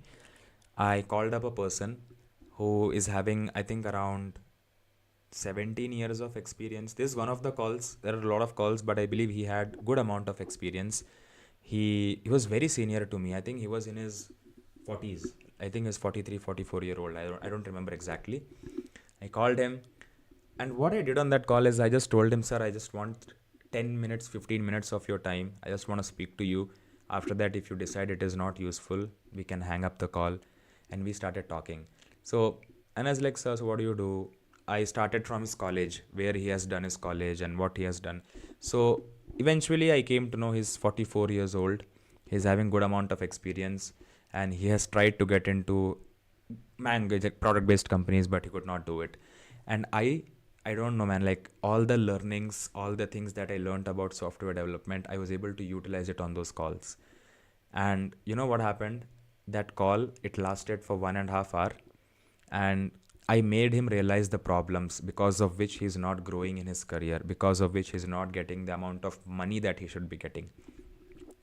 So after we spoke for 1.5 hours, he realized that towards the end of the call, we became so friendly that he was, yeah, bro, what you're saying is actually right. You know, I'm 44 years old and I'm just getting 24, 25 LPA. And so then he's asking me, so what do you think I should do? And then that day I had authority on someone who is way more elder than me. And you know what I did? And I told him very bluntly, ki, sir, like I spent 1.5 hours here just to realize or help you realize what you need to do. Now, can I give you a call back tomorrow? You do a research. And I told him, I'll give you a call back tomorrow at 3 p.m. Sir, like you tell me what all things you think you should be doing, and then we will talk. I didn't tell the price of the product. He doesn't know that the price is worth 3 lakhs. He doesn't know anything. So at this point of time, he feels that I'm just counseling him and I'm not selling anything. Next day, I didn't call at 3. I intentionally didn't call because I wanted to see whether my call was creating that impact which I needed. He called me at 3:02 and is like, hey Sijin, you didn't call. In Hindi, we used to speak. So, hey Sijin, you didn't call. I was waiting for your call. And I said like, yeah, I was about to call you. I'm sorry for the delay. So yeah, sir, tell me. He's like, yeah, I just went from office. I went back home yesterday, and like I have not worked after office hours in like last 5 years or 6 years of my life. But yesterday I went back home and I actually sat and I searched what all things are needed. And he told me I need to learn high level design, low level design. I need to have like practical experience. And I said, okay. He said, so now whatever I had to sell, he told me all the things from his mouth. Okay, I need this, I need this, I need this, I need this. All that I had to do was align it and tell him that you cannot do all this. So there's a proper way I told him, like, He told me everything. I said, sir, whatever you're saying is absolutely fine. It's correct. But you're working from 8 to 11, like morning 9 to 5 in the office. You will be jam packed with meetings. And I believe you have a family to spend time with. Being a working professional, how will you study? How will you do this? And if you are studying something in the software development field, you have to practically implement it. And then he's like, that's exactly what I'm thinking right now, and I don't know how to do these things. And all I had to say is, sir, and I just told him this, कि I will just need 1 hour of your time to teach you all these things, and you will have a mentor, all that things, product related things I told him. And in the end, he's like, okay, then, so what else? He's like, what else? And in sales, the biggest problem is the pricing. When you tell the price, if it's too much, they will say, I'm not interested. And all this time that you have spent talking to them, helping them, it's wasted. And then in the end, even my heart is going dhak dhak dhak dhak, like I will tell him the price, what if he runs away? So what I did is I asked, ki, sir, what do you think? I'm giving you all these things, and I will also make sure that you are getting a better job. We'll try to get you a better job. What do you think you should be paying? He said 7 to 8 lakhs easily, because I have done multiple courses from Harvard and Stanford, which I didn't even finish, but I have paid good amount, and I think this is at least that much of price. And when I heard that, I was like, oh my God. And then I said, sir, all this I will give you at 3 lakhs of rupees with EMI option. Can we like finish the process? So this is third month. Last week, I got a sale. He did that full payment, single payment, 3 lakh rupees. He did it from the card. And that day I understood how to do sales, how to do selling. So selling is not you are calling someone, telling them I have this, do you buy? No. That day I realized that to sell something, you need to be a counselor. You need to understand their problems. And then you need to get the solutions from their mouth. You should not sell. You should never tell why you are calling, what you are selling, or what are the product qualities and things like that. And that day I did my first sale. I worked in Scalar for 10 months. I was the top performer for multiple months. I used to make 1 lakh, 2 lakh incentive on top of my salary. Seeing my performance, seeing my hard work, from 40,000, they made my salary to 60,000. And in like 10 months of time, I was a killer on the floor. I used to do crazy sales. I used to close most of the difficult calls. I have spoken to VP of Deutsche Bank, and I made him enroll for this course just to learn maths. Right? I got on a call. He was a Punjabi. He's a very senior person, right? 13 years of experience working with Deutsche Bank, earning 63 lakhs of rupees. He's very sorted in life. He doesn't want anything. And again, 3-4 hours we spoke, we became friends. And in the end, I asked him, sir, you have everything. You don't need to learn also, but tell me one thing which you think that you are still scared of. And then, he said, today also when I think of maths, I'm scared because I don't know how to do maths. I don't know how to solve difficult problems. And he joined Scalar Academy paying 3 lakh of rupees just to learn maths. So I think like selling is easy. It's just that you should know how to sell. You should be a counselor. You should be with them. You should guide them, and you should make them realize that, okay, I'm here to help you. I'm not here to sell anything. So that was my journey with Scalar. And then I realized that I did biomedical engineering and I'm doing sales, which is not even related to my field. And that's when I come to know that there is something called medical sales. You sell medical equipments. You can also work with healthcare company as sales development representative. And in LinkedIn, I saw ZocDoc, which is... So that was my journey with Scalar. And this is the current company where I'm working right now. ZocDoc, it's a company based out of US. I'm working remotely. It's a New York based company. I applied here. I never thought, by this point in time, after 10 months working in Scalar, performing so well, I was confident that I can sell anything. So I was not scared about that. What I was worried about was, how will I get into this company? It's a good company. I searched for good review. They have very good reviews and things like that. So I applied, and there were 6 rounds of interview. Every interview was 30 minutes long. I just cleared all the interview rounds, and here I am working with ZocDoc, and they gave me a really good hike also. So yeah, now from last 1.5 year, I'm working with ZocDoc.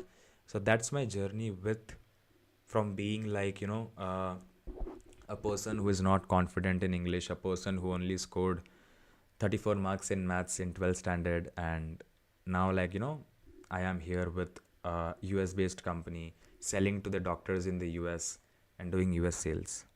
So I think it's been a good journey. And why I'm telling you all that, or why exactly I'm saying all this to you guys, is because when I look back at my journey, when I was in college, no one was there to help. When I was, applying for jobs, colleges never helped me. So now what I'm doing is I am just helping my kind of students who are bad at maths, who don't know how to speak English, who have taken biomedical engineering, who don't know how to apply jobs, who don't know these things. When I was in your place, there was no one to help me or guide me. So I wanted to be your brother. And that's why the name, the Biomed Bro, came in the first place when I started this channel, because I want to be your brother. I want to make sure that whatever help I couldn't get, you should be getting, and I should be able to help you guys. So that's how Biomed Bro started, and that's how like you guys are watching me sharing my experience and my things with you guys. Yeah, that's all. I would not bore you guys further. Then I think it's been like a really long session. So now if you guys are still here, ask questions or drop some comments, or just let me know what exactly we can speak about, or what exactly you would like to talk about. So yeah, okay, again I'm looking here is because I have the screen here. I have like 3 screens in front of me, so I'm just looking at the chat on the other side, and then I'm replying to you guys. Spoke a lot. So yeah, questions. Give me questions. If you were listening to me till now, drop your feedback. Like after listening to all this, what do you feel, or what do you think are the problems that you were facing? Is it the similar problems like me, or anything? So yeah, just let me know, guys. I would love to know, love to interact. Tell about your GFs. I had only one GF, and that went, and from that time to I've stopped. I stay away from girls, I stay away from problems, I stay away from troubles. Now I'm more focused, like apart from girls, I would say there are more important problems or more difficult things in life to worry about.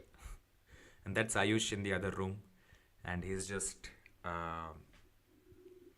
trying to pull my leg there. So yeah, Shanti, Sujit, and all those people, like yeah, again, make sure that you are having a balance. You are studying at the same time enjoying. Be like Ayush, and yeah, be like him.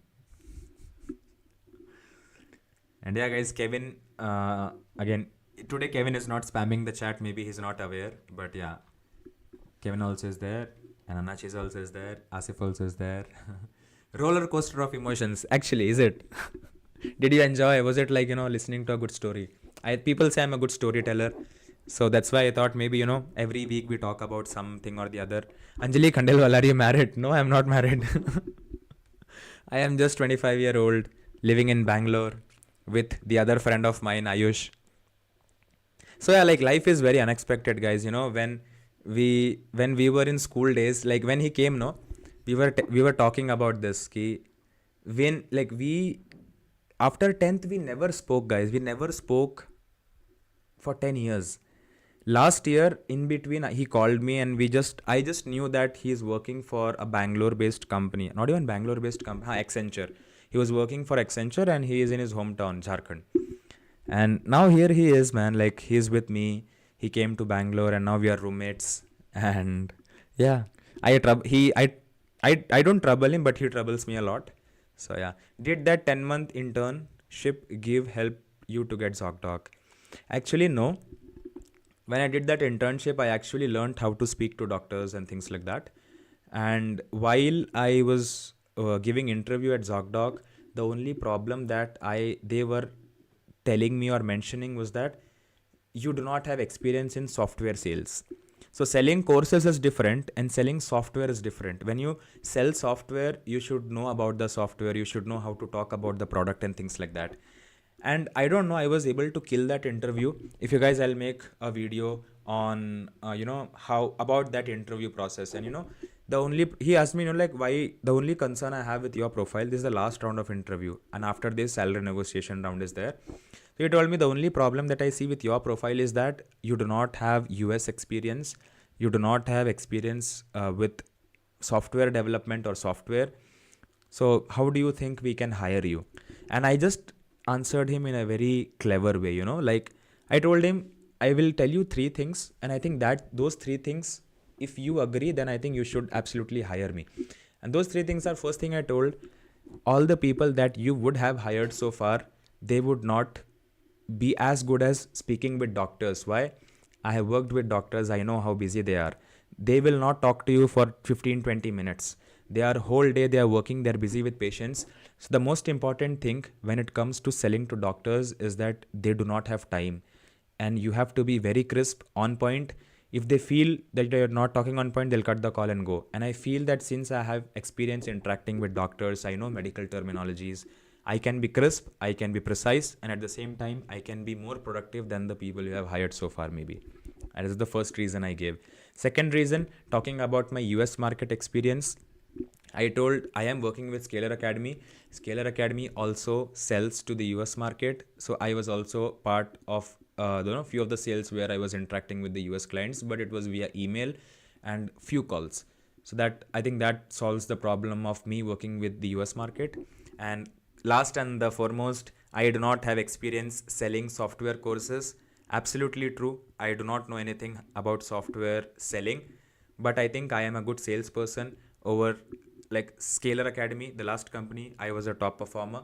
That proves that I'm good at sales, and I was selling software development courses, so I know end to end what software development is, what technicalities are there.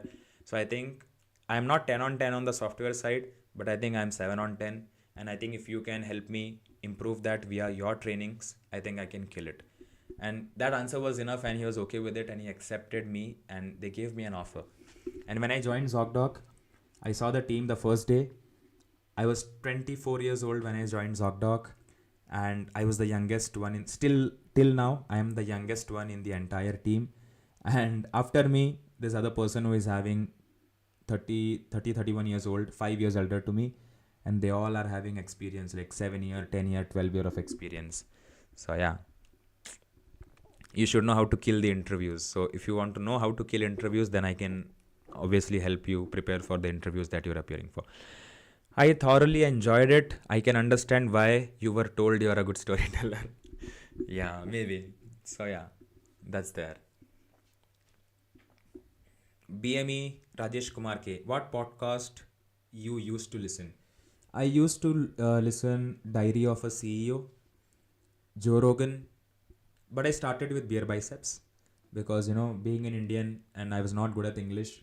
So Beer Biceps, Raj Shamani, like Raj Shamani's podcast name is Figuring It Out. And then I switched to US. I was listening to Joe Rogan. I was listening to Chris Williamson. So yeah, there are a lot of podcasts I listen to. Now I have reduced it because, I don't know, I'm getting out of that routine of listening to podcasts and things. But yeah, I think for now, the best still would be Beer Biceps. And guys, if you haven't joined the community, WhatsApp has the description. Join our WhatsApp community. We talk every day. We have fun. We speak about random shit. We clear our doubts. Join that, and you can also be part of it. Yeah, that's. I think that's all I have, man. If you have more questions, please feel free to ask me. Again, I am active on Instagram. I'm active on WhatsApp as well. So both the links are there on the chat, and you can connect with me, guys. More than happy to help in any way possible. If no more questions, I will just wait for 5-10 minutes and then we will end this like we always do with a good music in the end.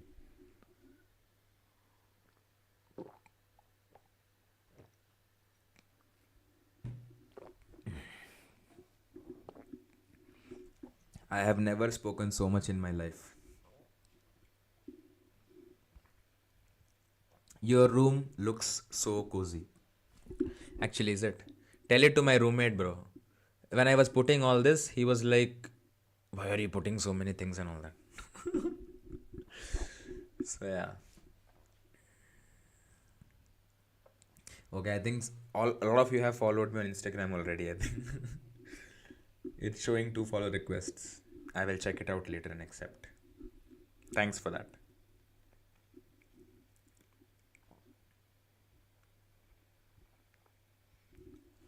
Cool guys. Anything else? Anything else? I will just wait till 11:40. If no more questions, no more comments, I will play a good music. We can listen to it and we can call it a day. And yeah, Monday, as usual, if you're a student, kill it in the college. If you're having exams, go study, pull an all-nighter, write your exam, and yeah. That's about it, I think, for today. Today. Beta.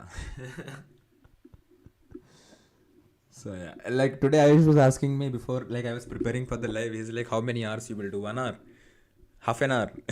And I'm like, no. My live always goes for minimum 2 hours is like that, that's how we keep it. And yeah, like at the same time, I'm lucky enough to get a partner, Saira. So we will have next Sunday, we will have a live which will be on internship scams. And we are working on that. We are collecting some content for that so that we can show you some things which proves that these are actual scams. You need to stay away from that. You're working remotely, right? Then what's your purpose of being in Bangalore? A really good question. Even my parents tell me the same thing. I'm working remotely. Why can't I go home and work? The simple reason being, when I came to Bangalore, I came with a salary of 8,000 rupees. Now I'm in a place where I'm earning really well. Given that this city has given me all the things that I have in my life right now. I came to Bangalore with nothing. Here I am sitting in a 2 BHK flat with my friend, with having all the things that I bought by myself. I'm not like showing off, but then I'm saying when I didn't have anything, I came to the city and this city gave me everything. So I want to be here and grow more. That is first reason. Second reason, Bangalore is a startup hub. You get to meet a lot of people. You get to interact with a lot of people. You have a lot of conferences happening. So basically you will stay up to date with the industry. You will know how the industry is going ahead. So again, career progression is the second reason, or staying up to date. And why I say that is because, as I said, I come from a tier 3 city called Rajnandgaon, which is in Chhattisgarh. And now that when like last time I went to my hometown in like Raipur was 2 years back, 3 years back, I think. And when I went back and when I interacted with my friends back there, like they still don't know what is AI. They still don't know what is ML. Like they don't know what is machine learning. They don't know what is AI. They think AI is a robot.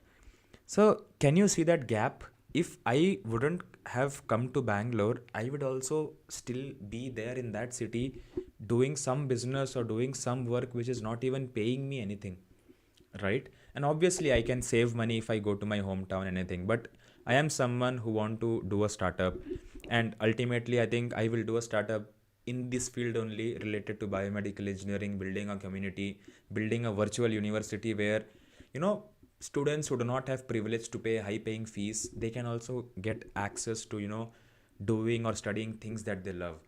So if I want to do a startup, if I want to get investment or connect with the right people, I think Bangalore is the place, right? And trust me guys, I will tell you the contacts I have made. When I came to Bangalore, I didn't know anyone.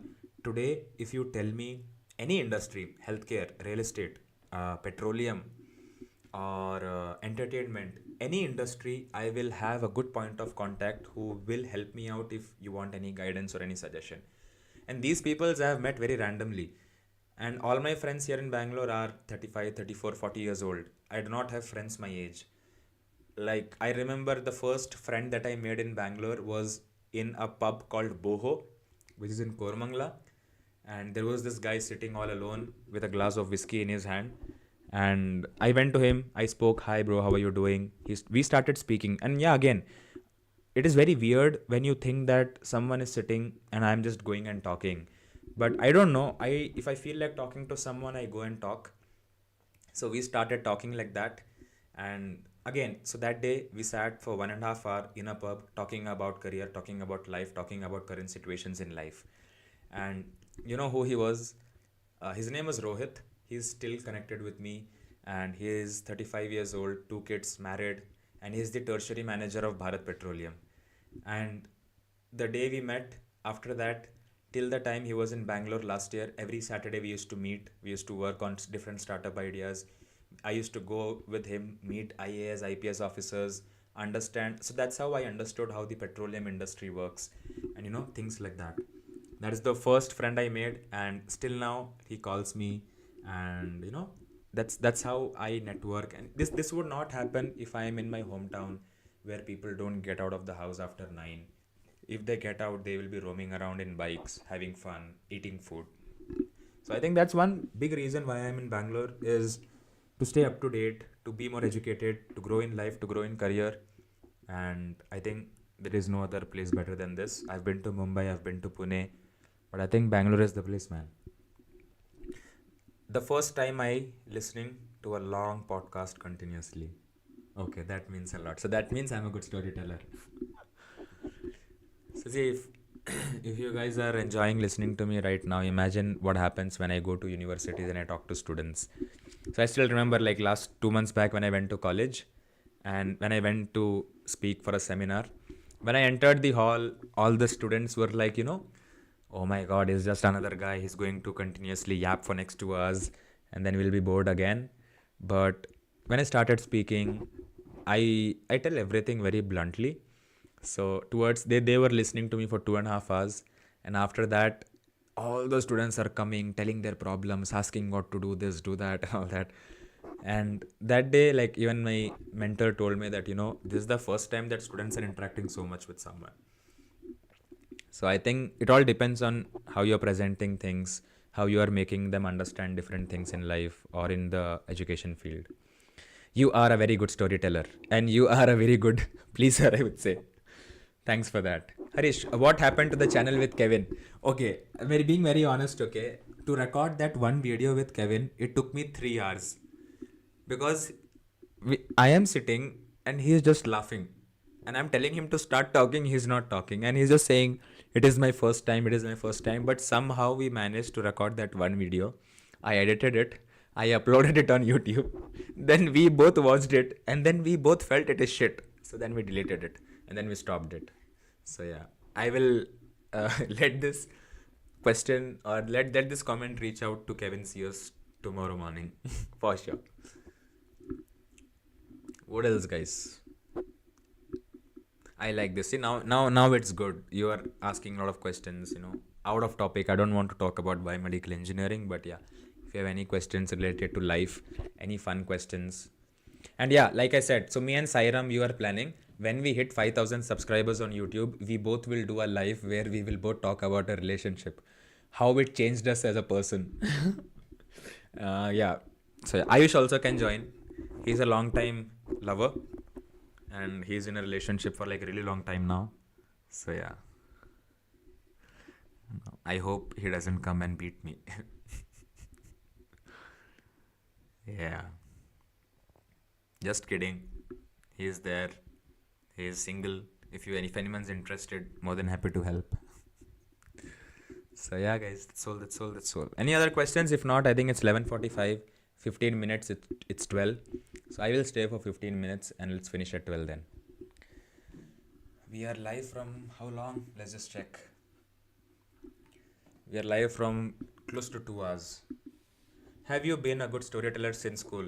Bro, I used to shit pants when teachers used to like ask me questions. I used to shit pants. I used to shiver and all. I had stage fear. And I still remember, when I was in 5th standard or 6th standard, not 6th standard. This is the story with Asif. So when we were in 11th and 12th, we had this fest in college, a school. And Asif and these people, they are like very like, they will do anything to have fun and all that. And they, 4 5 people, they started like a band. Okay, we will perform like a good song, and they will make like a good band. But they asked me also, but then in college also, like I was very, like I didn't have confidence to face audience. I did not have confidence to speak to people or tell the things that I know. And as I said, because I was in hostel, it was very difficult. I used to get ragged by seniors, and a lot of shit happened in college, which was like very traumatic for me. And yeah, that's why like I always had low self-esteem, low self-confidence. But now that I have done a lot of things in life, I can always boldly talk to anyone. 50 year, 60 year, 45 year, 19 year, 18 year, you can tell me any age group, I will be able to interact with them in such a way that they enjoy having conversation with me. So I think storytelling, it is because of the experiences that I have had and the way I tell it. But yeah, I have never been a good storyteller. I have never been a good person in stage or things like that. I still remember, man, like the hackathon that we won. In that entire hackathon, I was only in the stage for 1 minute, where they had called me to give a feedback about the entire program. And the moment they gave me the mic, and I saw all the people sitting in front of me, I was shivering. I was not getting words to speak and things like that. So, and after I got off the stage, I was like, everyone will make fun of me now. And then my friends were like, why were you so scared? So Becky is my best friend. So she is like, why do you get so nervous and things like that? And they are very like bold, man. These like friends I have, they're like very confident. They used to speak boldly and all that. But that time I used to think how they are speaking like this. But then I'm happy that even I am there in life, like I am also able to speak to you guys and things like that. But no, I was not a good storyteller. I am now, for sure. Since I got some comments, I feel like yes, now I am pretty confident. Any other questions? See, I like these kind of questions, so that I can happily talk about it.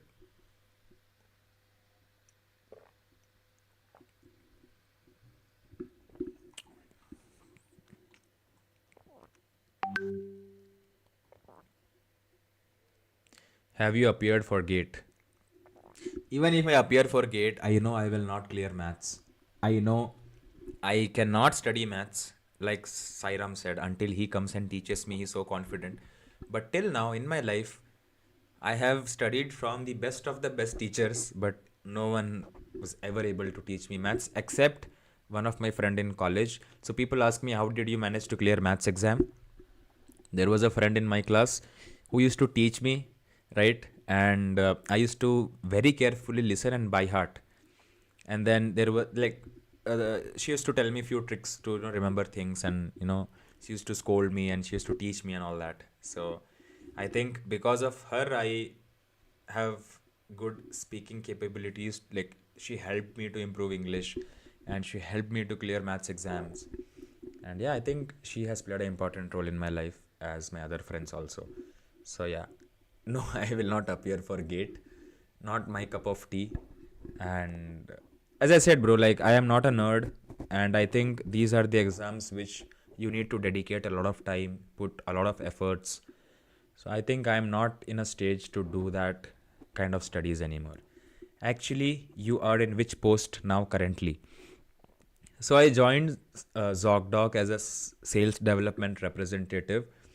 I worked for 6 months, and then I was shifted to a different team, which is dormant, wherein we interact with the existing customers who are not using the services. So when I joined ZocDoc, my work was to get the doctors onto the platform to use our softwares. Now the kind of work that I'm doing is I am reaching out to the doctors who have used our services in the past, but not they are not using it anymore. So I ask them, understand their problems, and then I bring them back to the platform. That's what I do.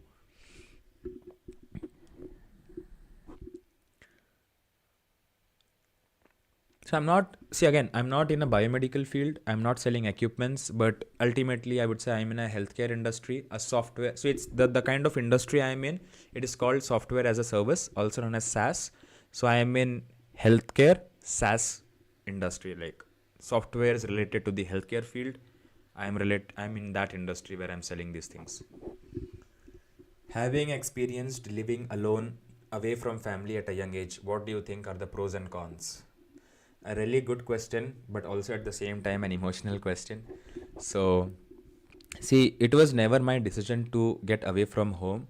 It was the situations which made me get out of the house, right? So, those situations were the reason. And I would say, because of that situation, I am here where I am right now. Because if there was no problems in my family, or if I didn't face any issues, I will happily stay with my parents, do a 9 to 5 job paying me enough to just survive. But I think getting out of the home, so the biggest thing that I realize, or that is the biggest learning for me as well, is when you get out of your family, right, you know that you do not have someone to cook food, you do not have someone to take care of your expenses, you do not have someone you can depend on. And that's how I say that, when I came all alone to a city like Bangalore, I didn't know how to speak to people here. Their English is so good. And there are different cultures in different cities. And I think one thing I learned is how to survive, obviously, and how to manage your finances. Even though, because of XYZ reasons, I am not able to manage it efficiently at this point of time, but I know how to manage finance. I know how to have a place, where I can feel home, how to cook, how to plan everything as an individual, right? So this is something that you will learn when you are staying alone away from family. You know that there is no one to take care of you, you're all by yourself. You need to be more mature. You cannot do dumb mistakes in life which will have a really big impact on your life, or which will create problems for your parents. So all these things you will learn when you're away from your family. like and this is what I tell to most of the students who reach out to me. कि, I asked them, they 2 days back I was talking to two of the students who stay close to my place. They are in second year right now, doing BBA, and they have 7 supplementaries. And they are like, we are not able to study. And then I spoke, and in the end I told them one thing. Yeah, right now, and this is for you all also, whoever is listening to me right now. When you know that after your college, even if you don't have a job, your parents will take care of you, you are not going to make efforts. But in my case, or in my story, the situation was, I knew if after 4 years of college, if I don't have a job, there is no one to help me. I will just get screwed. So for that, you should think like that. You do not have any support, you do not have someone to back up, you do not have a backup plan. Then only you will go all in, then only you will put the efforts needed to get a job, then only you will do things to earn money. And trust me, and if you are a college student, stop taking money from your parents. The moment you enter college, you are a matured person, you need to learn things by yourself. I when I was in college, my parents were I think they used to send me 500 $600 as pocket money. And I knew my friends, they were getting way more money than I was getting from my parents, but I never complained about it. Instead, I did graphic designing, video editing, and that's how I used to earn 1000, 2000, 500, 800. So I used to do different freelancing gigs, and I used to get paid, and with that money I used to go and enjoy with my friends. So all these things, I cannot call my parents and ask for money, ki send me, I'm going this, send me this. So I knew that. Because I knew that, I have to do something that will help me make money. So these are the pros. And cons is, you miss you are away from home, you don't get enough of care that you get in home, enough love that you get from your home, even though you speak to them every day. And you are away from your hometown where you have born and brought up. You are away from your close friends, maybe if you have few. These are the cons, I would say. And yeah, another biggest con is expense. You will lose a lot of money when you are staying away from family. If you're in family, you're saving on a lot of money. Can you make a video for the college student, like to-do list or roadmap, as you have done for first years? If you can tell me specifically what topic, I can absolutely make a roadmap. But if you're a biomedical student, we already have first year, second year, third year, fourth year roadmap on the channel. And we also have how to time management video, if you want that, or how to be more productive. I have made that video already. It's there on the channel. Finally, how you managed or learned to speak English as this much, an experience or you took personal level. So I believe there's nothing like, again, bro, like if you want to speak English, what I did is my friends always spoke to me in English in college, and because of that I was forced to speak English. Now again, we were three best friends, and we three of us, we used to speak English most of the time. And even though if I don't respond or if I don't speak in English, they didn't used to respond back, so I was forced to speak English. And when I used to, say the incorrect words or sentences, they used to correct me, make fun of me. Like, again, between friends, it's fine. So that's how they corrected my mistakes. I started YouTube channel in COVID days because I wanted to learn English. So when I started, I used to stammer a lot. Nothing, I just used to take my phone and just to speak. Okay, today I'm going to do this and I did this, and I used to make cooking videos. So I used to tell what I was cooking.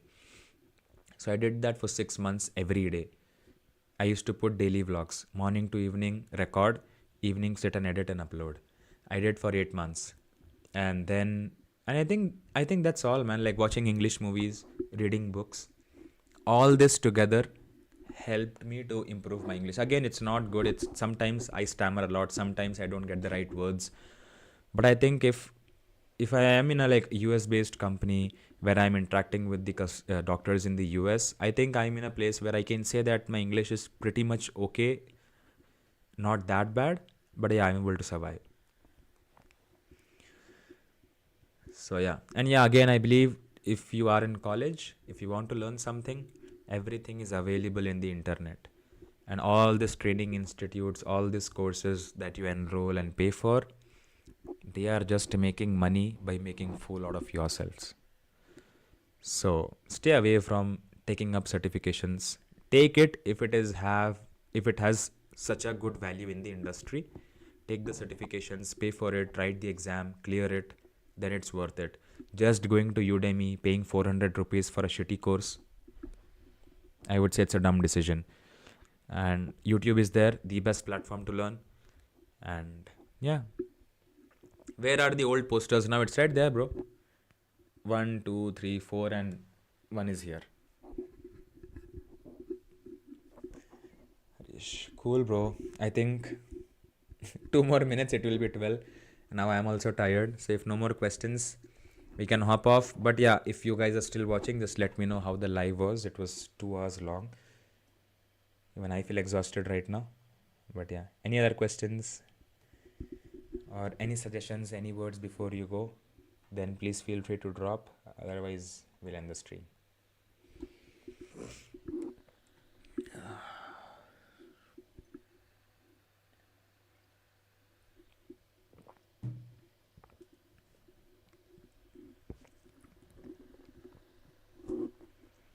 How about I do some ASMR videos?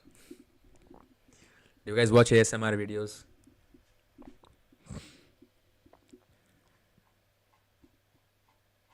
Cool. 1 more minute, then I'll hop off, guys.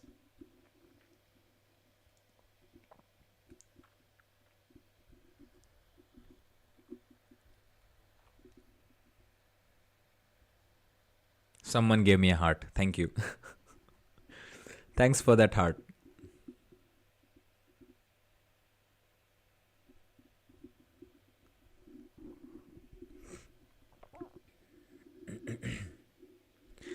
I'm not able to sleep nowadays, so there's a lot of dark circles and things like that. So let's not stay more. It's 12, so I hope you have a great night. I hope you all have a great week.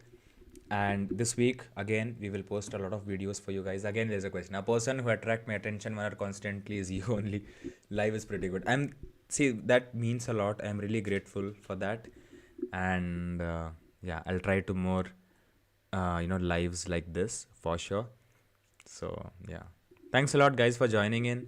And I will see you next week. If me and have a good sleep. Yes, you too, have a good sleep. Have a good night. Make sure you guys are killing this week. If you are a student, study hard. Monday to Friday, study hard. Saturday, Sunday, enjoy the most. Sunday night, be here right in front of your screen so that we can interact about a different topic. And yeah, next week me and Sairam will be there together. Hopefully, we are planning to do a live together on internship scams. So be there. I'll see you guys tomorrow on a new video, and I'll see you. I'll see you. Bye bye. Stay safe and enjoy. Have a good sleep. Kill the week. Do as much work as you can, and let's learn and grow together. Signing off. Goodbye. It's your Biomed, bro. Bye bye.